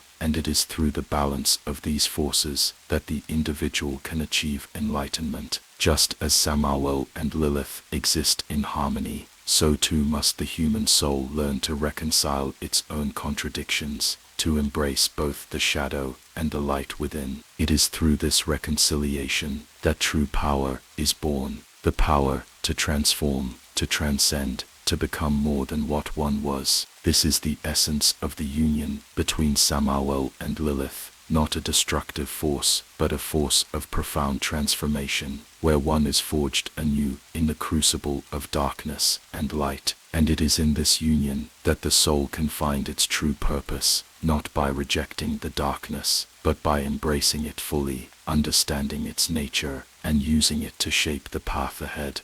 Golachab is the harbinger of uncontrolled destruction, a force unleashed when judgment surpasses its natural boundaries. Unlike Samael, who serves as the divine executor with purpose and order, Golachab embodies a destruction that is not tempered by reason, a wrath that is indiscriminate and boundless. His very presence heralds the eruption of chaos, the violent upheaval of structures, both physical and metaphysical. Golachab, in his essence, is the embodiment of a judgment that runs rampant, stripping away all that is fragile and leaving nothing but ruin in its wake. But the question remains, is he simply a manifestation of unchecked anger, or does his destructive nature hold a deeper, more transformative purpose? In the vast expanse of the Qliphoth, the dark mirror of the Sephirot, Golachab stands as the ruler of one of its most terrifying spheres. Where the Sephirot represents the divine attributes of creation, the Qliphoth mirrors these forces in their most chaotic and destructive forms. Golachab's domain lies in the very heart of this darkness, a place where judgment in its most extreme and unyielding form, has torn apart the very fabric of reality. In this realm, all that is unbalanced, all that is fragile, is destroyed by the weight of harsh judgment, leaving only devastation behind. Golochab's power is not born from a desire to cause pain for the sake of it, but rather from an intrinsic need for purification. He is the destructive force that arises when judgment is applied without mercy or restraint. He represents the breaking of old structures, the shattering of illusions, and the cleansing of what is unworthy of existence. It is not a simple act of destruction. It is the removal of all that is false, the eradication of all that impedes true growth and transformation.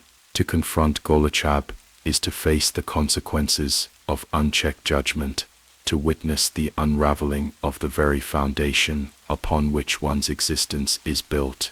But to understand Golochab fully, one must first understand the nature of his power. He is not merely a force of violence, he is a force of necessary destruction. In the same way that a fire consumes the dry underbrush to make way for new growth, Golochab's wrath clears away the decay and corruption that has built up over time.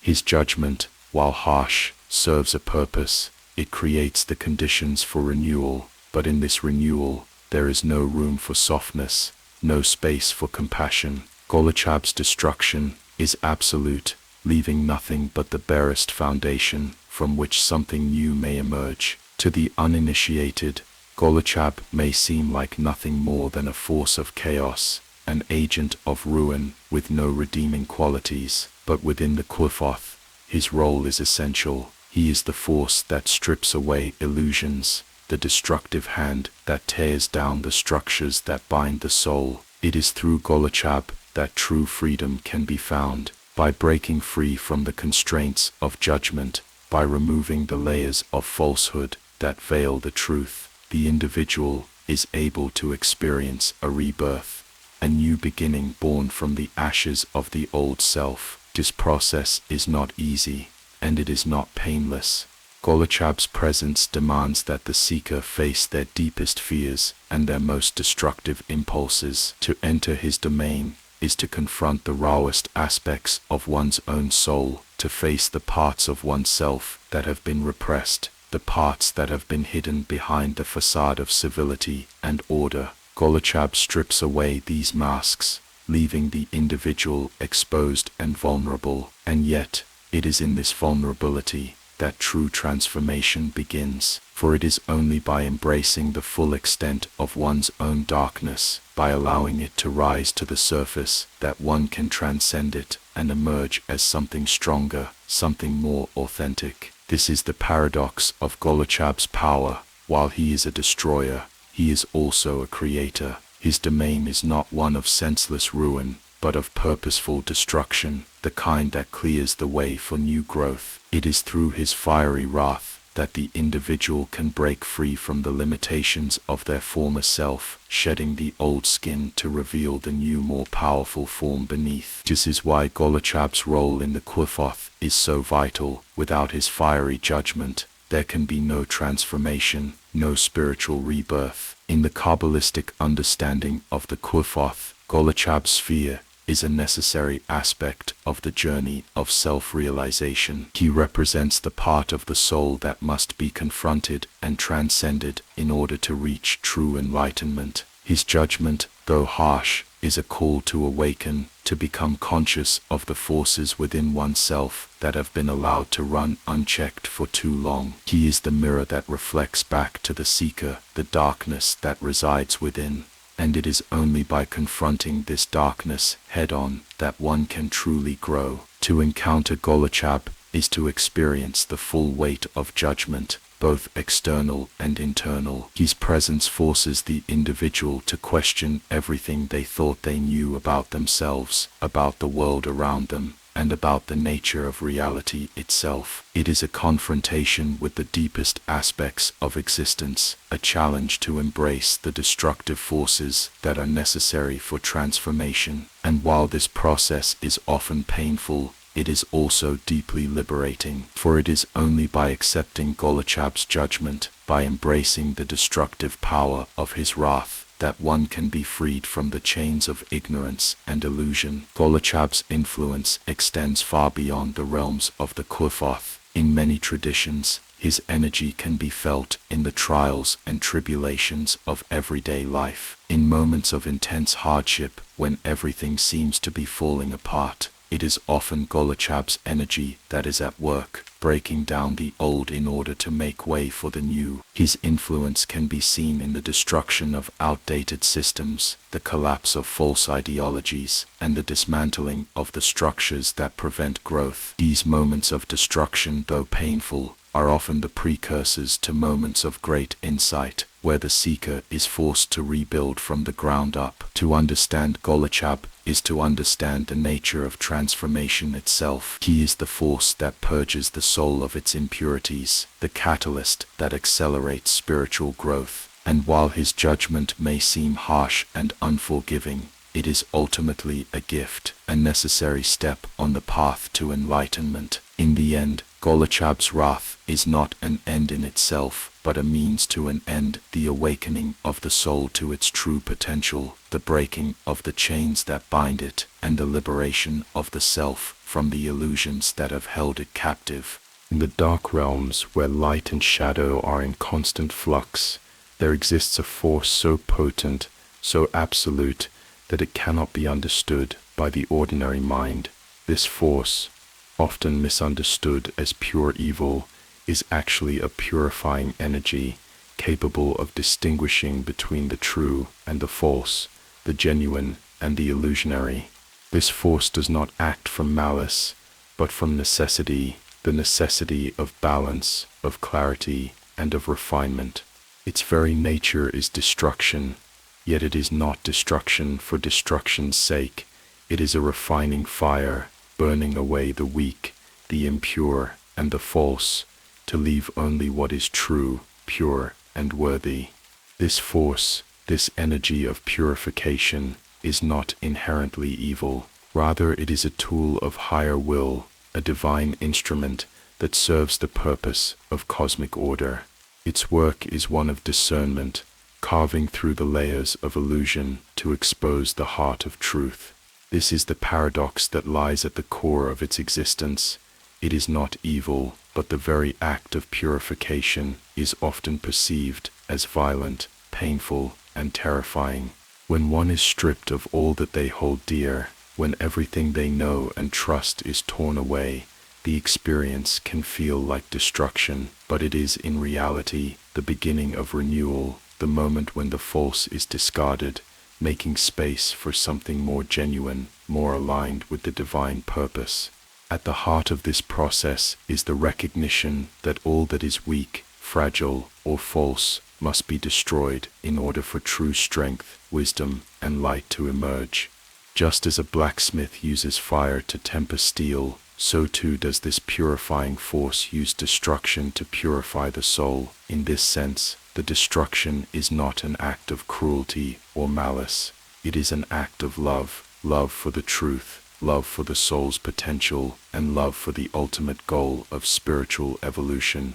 It is an act that may seem harsh from the perspective of the ego, but from the perspective of the soul, it is a necessary step toward enlightenment. The work of this purifying force is not always visible at first. Often, it works in the shadows, operating beneath the surface of consciousness, chipping away at the falsehoods that bind the soul. It is only when one emerges from the fire, when the process of purification has run its course, that they can truly see the extent of the transformation, and when they do, they will find that what was once weak has been made strong, what was once false has been made true, and what was once chaotic has been brought into harmony with the divine will.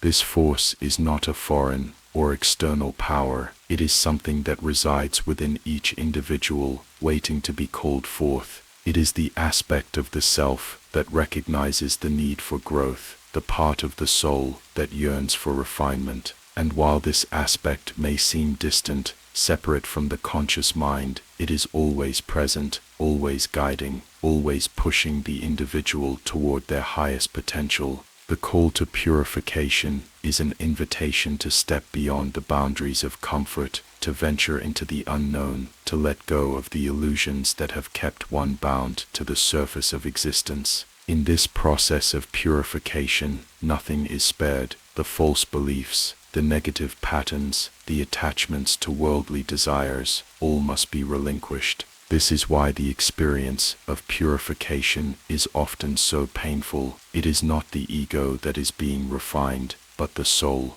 The ego, with its attachments and desires, will resist this process, but it is in the destruction of the ego that true freedom is found. For the ego, by its very nature, is a construct of illusion, a web of desires and fears that binds the soul to the material world. It is only when the ego is stripped away, when the false self is destroyed, that the soul can experience its true freedom. This force, then, is a manifestation of divine justice. It does not destroy for the sake of punishment, but for the sake of purification. It does not act from hatred, but from a deep and abiding love for the soul's potential. The purifying fire does not discriminate between the strong and the weak. It burns away all that is false, regardless of its form. And in this destruction, there is no malice. There is only the desire to clear the way for something greater, something more true,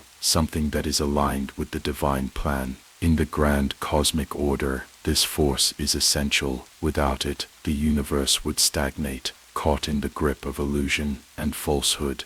The cycle of birth, death, and rebirth would become meaningless without the purifying fire that refines and transforms the soul. It is through this fire that the soul can rise above its limitations, breaking free from the chains of illusion and embracing its true divine nature. It is easy to look at the destruction caused by this force and see it as evil, to judge it as harsh or cruel. But this judgment comes from a limited understanding, from a perspective that sees only the surface, only the immediate effects of the destruction. When seen from a higher perspective, the destruction becomes a necessary and vital part of the cosmic order. Without it, the soul would remain trapped in the cycles of ignorance and illusion, unable to reach its highest potential. This is the true nature of purification. It is not evil, but a necessary process that allows the soul to evolve. It is the fire that burns away the dross, the cleansing that removes the impurities, and the destruction that clears the path for new growth. It is not to be feared, but embraced. For it is through this purification that the soul can transcend its limitations and rise to its true divine potential. The destruction is not an end, but a beginning. It is the gateway through which the soul must pass in order to experience true enlightenment. And it is this gateway that each individual must pass through in order to reach their highest self. In the end, this purifying force is not a destroyer, but a creator. It creates the conditions for true growth, for true enlightenment, and for the realization of the soul's divine purpose.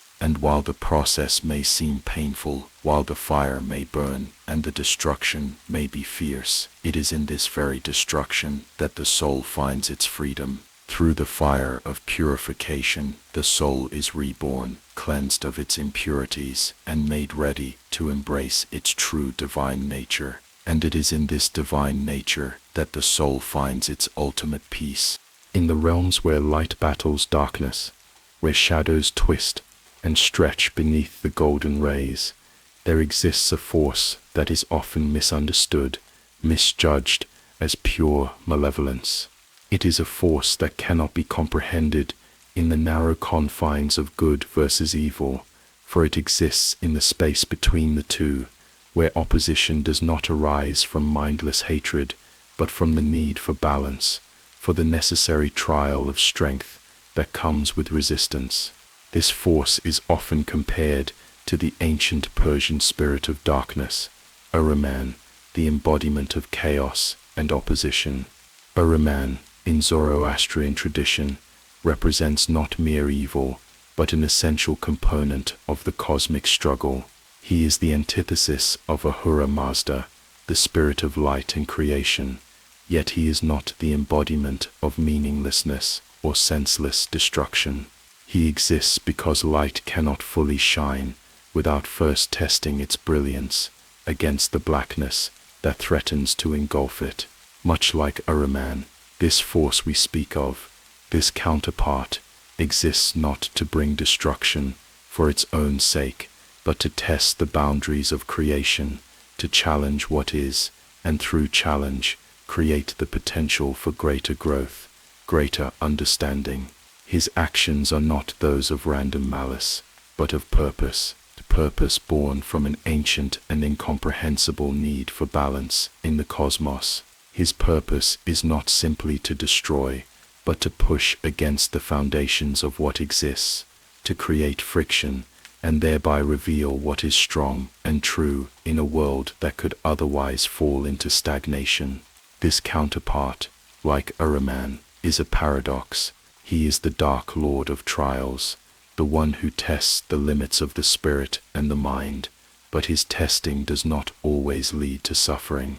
Sometimes, his trials lead to enlightenment, to ascension beyond the self, to a deeper understanding of existence itself. Just as the blacksmith uses the heat of the forge to temper the steel, so too does this force use the challenges it brings to refine the soul, to strip away weakness, and reveal strength.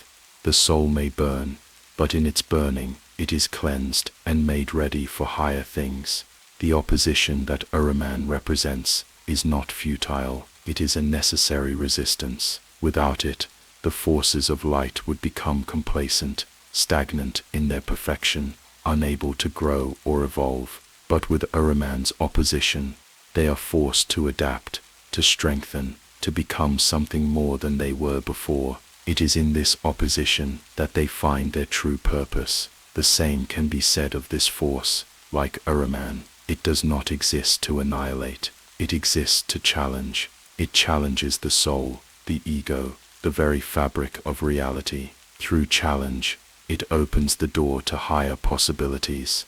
The trials it brings are not cruel whims, but necessary tests of endurance, of truth, of resilience. They are the moments when the soul is forced to confront its deepest fears, its darkest desires, and in doing so, uncover a hidden strength that it never knew it had. But this force is not without its contradictions. It is not purely malevolent. As some would argue, it does not aim to bring endless suffering, for that would be a meaningless act. No, this force is purposeful. It seeks to push the soul beyond its limits, to help it grow, but at the same time, it recognizes that growth comes with pain. D is a force that understands the value of suffering as a means to an end. The process of change, of evolution, is never without discomfort, never without loss, but this is the nature of transformation. To shed the old, the worn out, the obsolete, and become something new requires a period of trial. This counterpart, like Ahriman, understands that this trial is necessary for the soul to reach its full potential. Yet, unlike Ahriman, this force is not simply about destruction. Where Ahriman might delight in the suffering of those he opposes, this counterpart is far more refined. His opposition is not born from malice, but from the understanding that to test is to refine, to challenge is to strengthen, to face opposition is to realize one's own power and potential, to struggle itself is where the growth lies, and through this process, the soul can transcend the limitations of its former self and reach a higher state of being. In the end, this force, like Ahriman, plays an indispensable role in the grand design of existence. Without opposition, there can be no growth. Without resistance, there can be no strength. He does not exist to destroy what is good, but to push it to its limits, to test it, and thereby refine it. He is the one who forces the soul to confront its weaknesses,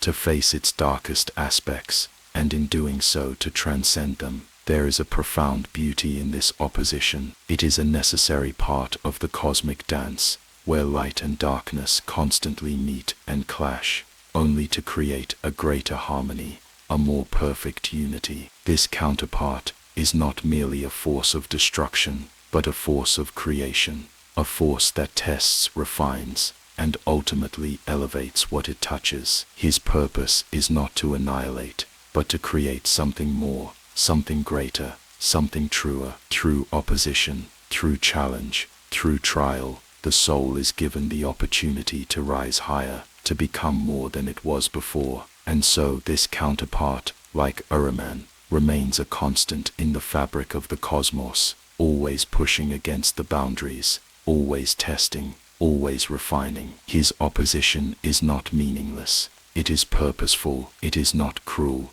It is transformative. And in the end, it is this very opposition that enables the light to shine brighter, the soul to reach its highest potential, and the universe to continue evolving toward its ultimate purpose. This is the paradox of opposition, that through challenge, we find our strength, through struggle, we find our truth, and through resistance, we find our highest calling. It is not evil, but the very essence of creation itself. In the vast expanse of cosmic forces, few are as potent and inexorable as the force that embodies limitation, karma, and inevitability. It is the force that comes not to give, but to take, not to enrich, but to strip away what is unworthy. This force operates in the shadows of the grand design, working relentlessly to ensure that no one escapes its grasp. It is the cosmic counterpart of Saturn, the ancient god of time, who presides over the passage of life and the inevitable death of all things. But this force is far more than a mere reflection of Saturn's power. It is the keeper of boundaries, the enforcer of karmic debts, and the purifier of the soul. To understand this force is to understand the very nature of existence itself. It is a force that operates outside of human perception, beyond the realm of desires and aspirations. It does not concern itself with the trivialities of life or the fleeting pursuits of the mortal world. Instead, it concerns itself with what lies beneath the surface, the core of the self, the essence of who we are, stripped of all illusion. It is the force that burns away the excess, leaving only what is essential, what is true. The influence of this force is felt in the moments when we are forced to confront the consequences of our actions, the moments when we realize that we cannot escape our past choices. It is in these moments that we come face to face with the karmic cycles that bind us to the world, where the weight of our deeds is felt in our very bones. But this force does not act out of malice. It does not seek to punish for the sake of punishment. It operates with a cold, unwavering logic, that the unworthy must be purged in order to make room for the worthy, that what is weak must be eliminated, so that what is strong can endure. This force does not give second chances. It is a force of inevitability, one that moves with the certainty of time itself. Time, in all its relentless passage, is the ultimate embodiment of this force. Time spares no one, regardless of their wealth, status, or power. It wears down even the most formidable structures, erodes the greatest of empires, and reduces all things to dust. And in this reduction, there is purification, for in the burning away of excess, in the stripping down of all that is unnecessary, there is the opportunity for renewal, for a new beginning. But the purification that this force brings is not always gentle. It is not the tender cleansing of a soft breeze, or the comforting embrace of a warm fire. No, this force is the unyielding flame that burns hot and fierce, consuming everything in its path. It is the chisel that carves away the excess, leaving only the bare essence of the self. It is the force that forces us to confront our deepest fears, our darkest secrets, and our most painful truths. It is the force that demands we let go of what no longer serves us, even if we are unwilling to do so. In many ways, this force is the ultimate test of strength. It is the test that reveals whether we are capable of enduring the trials of life, of standing firm in the face of adversity. For those who can withstand its pressure, who can endure the weight of their karmic debts and the inevitability of time's passage, there is the possibility of transcendence. There is the opportunity to rise above the limitations of the material world and to embrace a higher truth. But for those who cannot withstand its might, who falter in the face of its judgment, there is only destruction, a death of the soul, a falling away into the abyss. The influence of this force is felt not only on an individual level, but on a cosmic scale. It is the force that governs the cycles of birth, death, and rebirth, the force that ensures that nothing lasts forever, that nothing remains unchanged. It is the force that drives the eternal march of time, the relentless ticking of the cosmic clock. And just as Saturn's influence brings a sense of finality to all things, so too does this force bring an end to all excess, all illusion. It is the end of all things that are false, and the beginning of what is true. In many ways, this force is the ultimate expression of justice. It is the force that ensures that all debts are paid, that all wrongs are righted, and that the balance of the universe is maintained. There is no escaping its reach, no evading its power. It is the force that binds all things together, that ensures that everything is in its proper place, that nothing remains out of balance. And while this force may seem harsh, even cruel, it is also a force of great mercy, for it is through its trials that we are given the opportunity to purify ourselves, to grow, and to evolve. Like the ancient concept of karma, this force operates on the principle of cause and effect. Every action, every choice, every thought has a consequence, and those consequences are not always immediate, nor are they always obvious, but they are inevitable. They are a part of the natural order of things, a part of the cosmic balance that governs the universe. The force of limitation, karma, and indemitability is the enforcer of this balance. It is the force that ensures that no action goes unaccounted for, that no debt goes unpaid. But the force does not only work in the realm of the individual, it works in the world at large, in the grand scheme of things. It is the force that brings down empires, that topples kings, that destroys civilizations. It is the force that brings an end to what has outlived its purpose, that ensures that nothing remains in power for too long. It is the force that, like the passage of time itself, wears down all things, leaving behind only what is worthy of survival. It is the great equalizer, the great purifier, and the great destroyer. In the end, the force of limitation, karma, and inevitability is the force that governs all things. It is the force that determines the fate of the individual and the fate of the universe. It is the force that ensures that all things are made to endure only as long as they are worthy, that only the strong survive, and that nothing is allowed to persist beyond its time. It is the force that strips away the false, the weak, and the unnecessary, leaving behind only what is true and enduring. And it is through this process of destruction and purification that the soul is given the opportunity to transcend, to evolve, and to reach its highest potential. And so, the cycle continues, as it always has, as it always will. The force of limitation, karma, and inevitability moves through the universe, bringing with it both destruction and creation, both death and rebirth. It is a force that cannot be ignored, cannot be avoided, and cannot be resisted. It is the force that shapes the world, that shapes the soul, and that shapes the very fabric of existence itself. And in its wake, there is nothing left but the truth.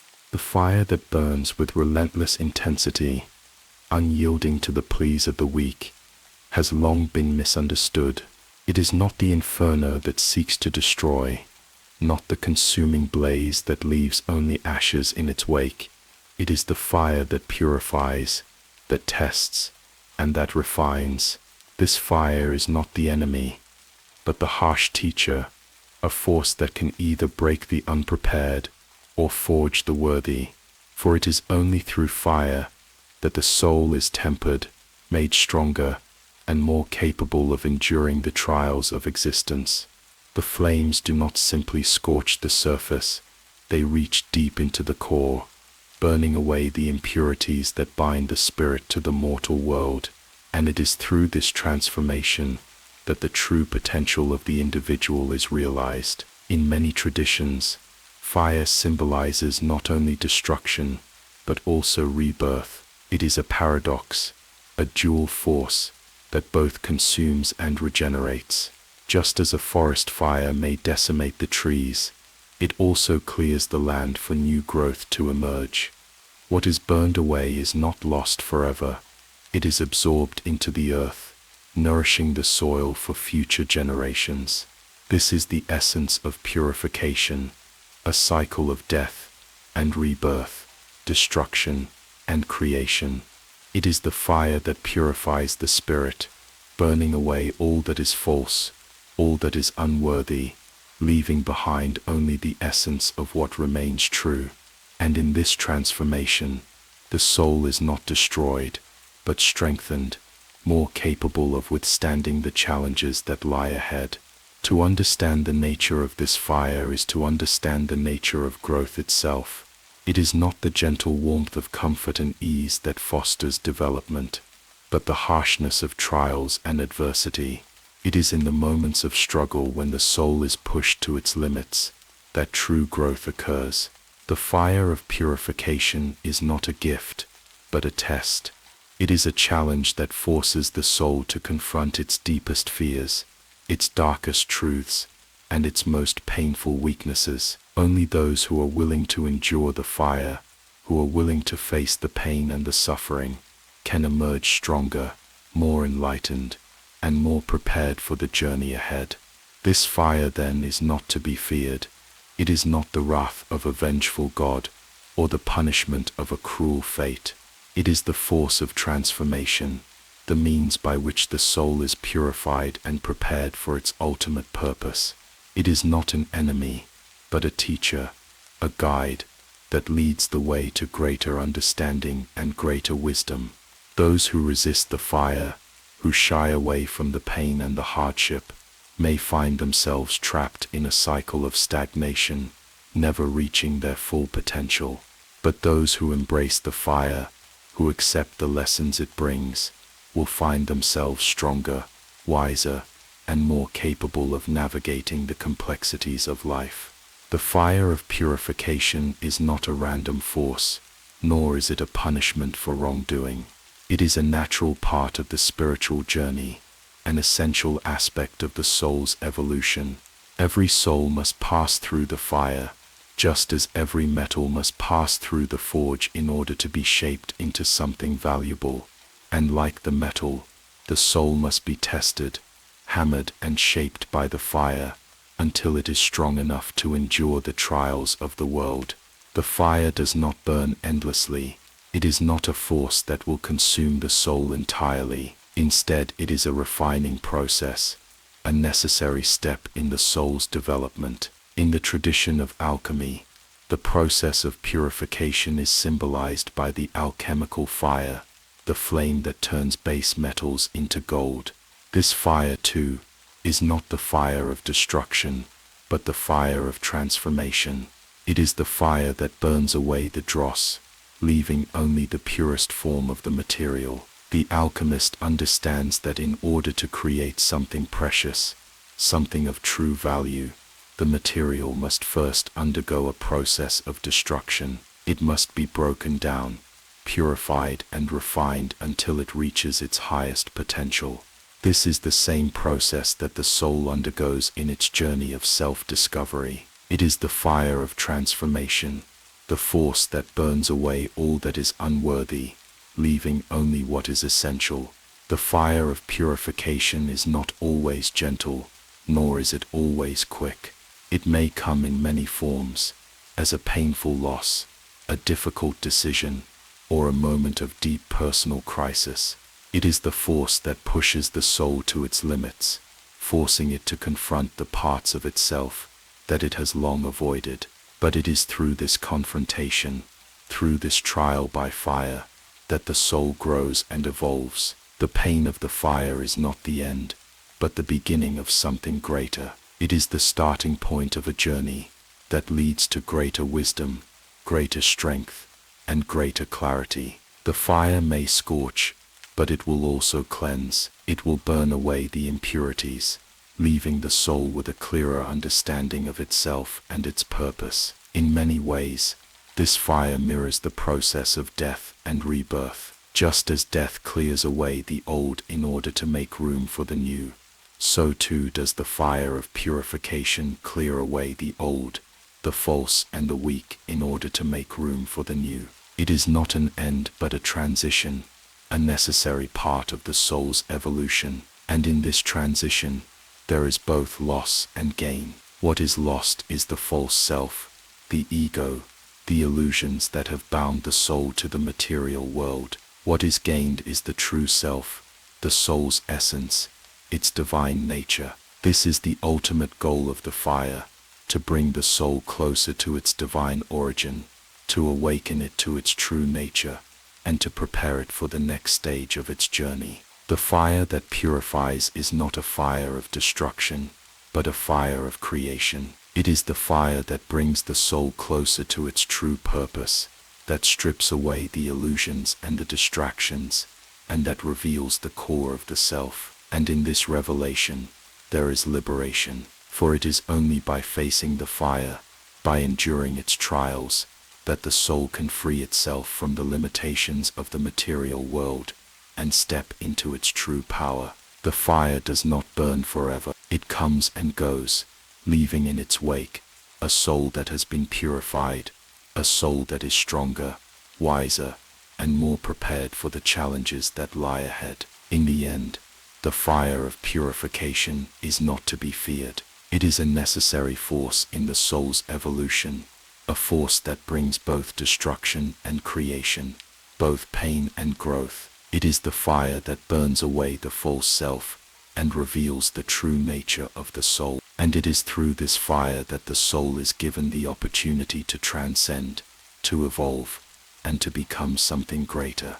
The fire is not the enemy, but the teacher, and in its flames, the soul is reborn.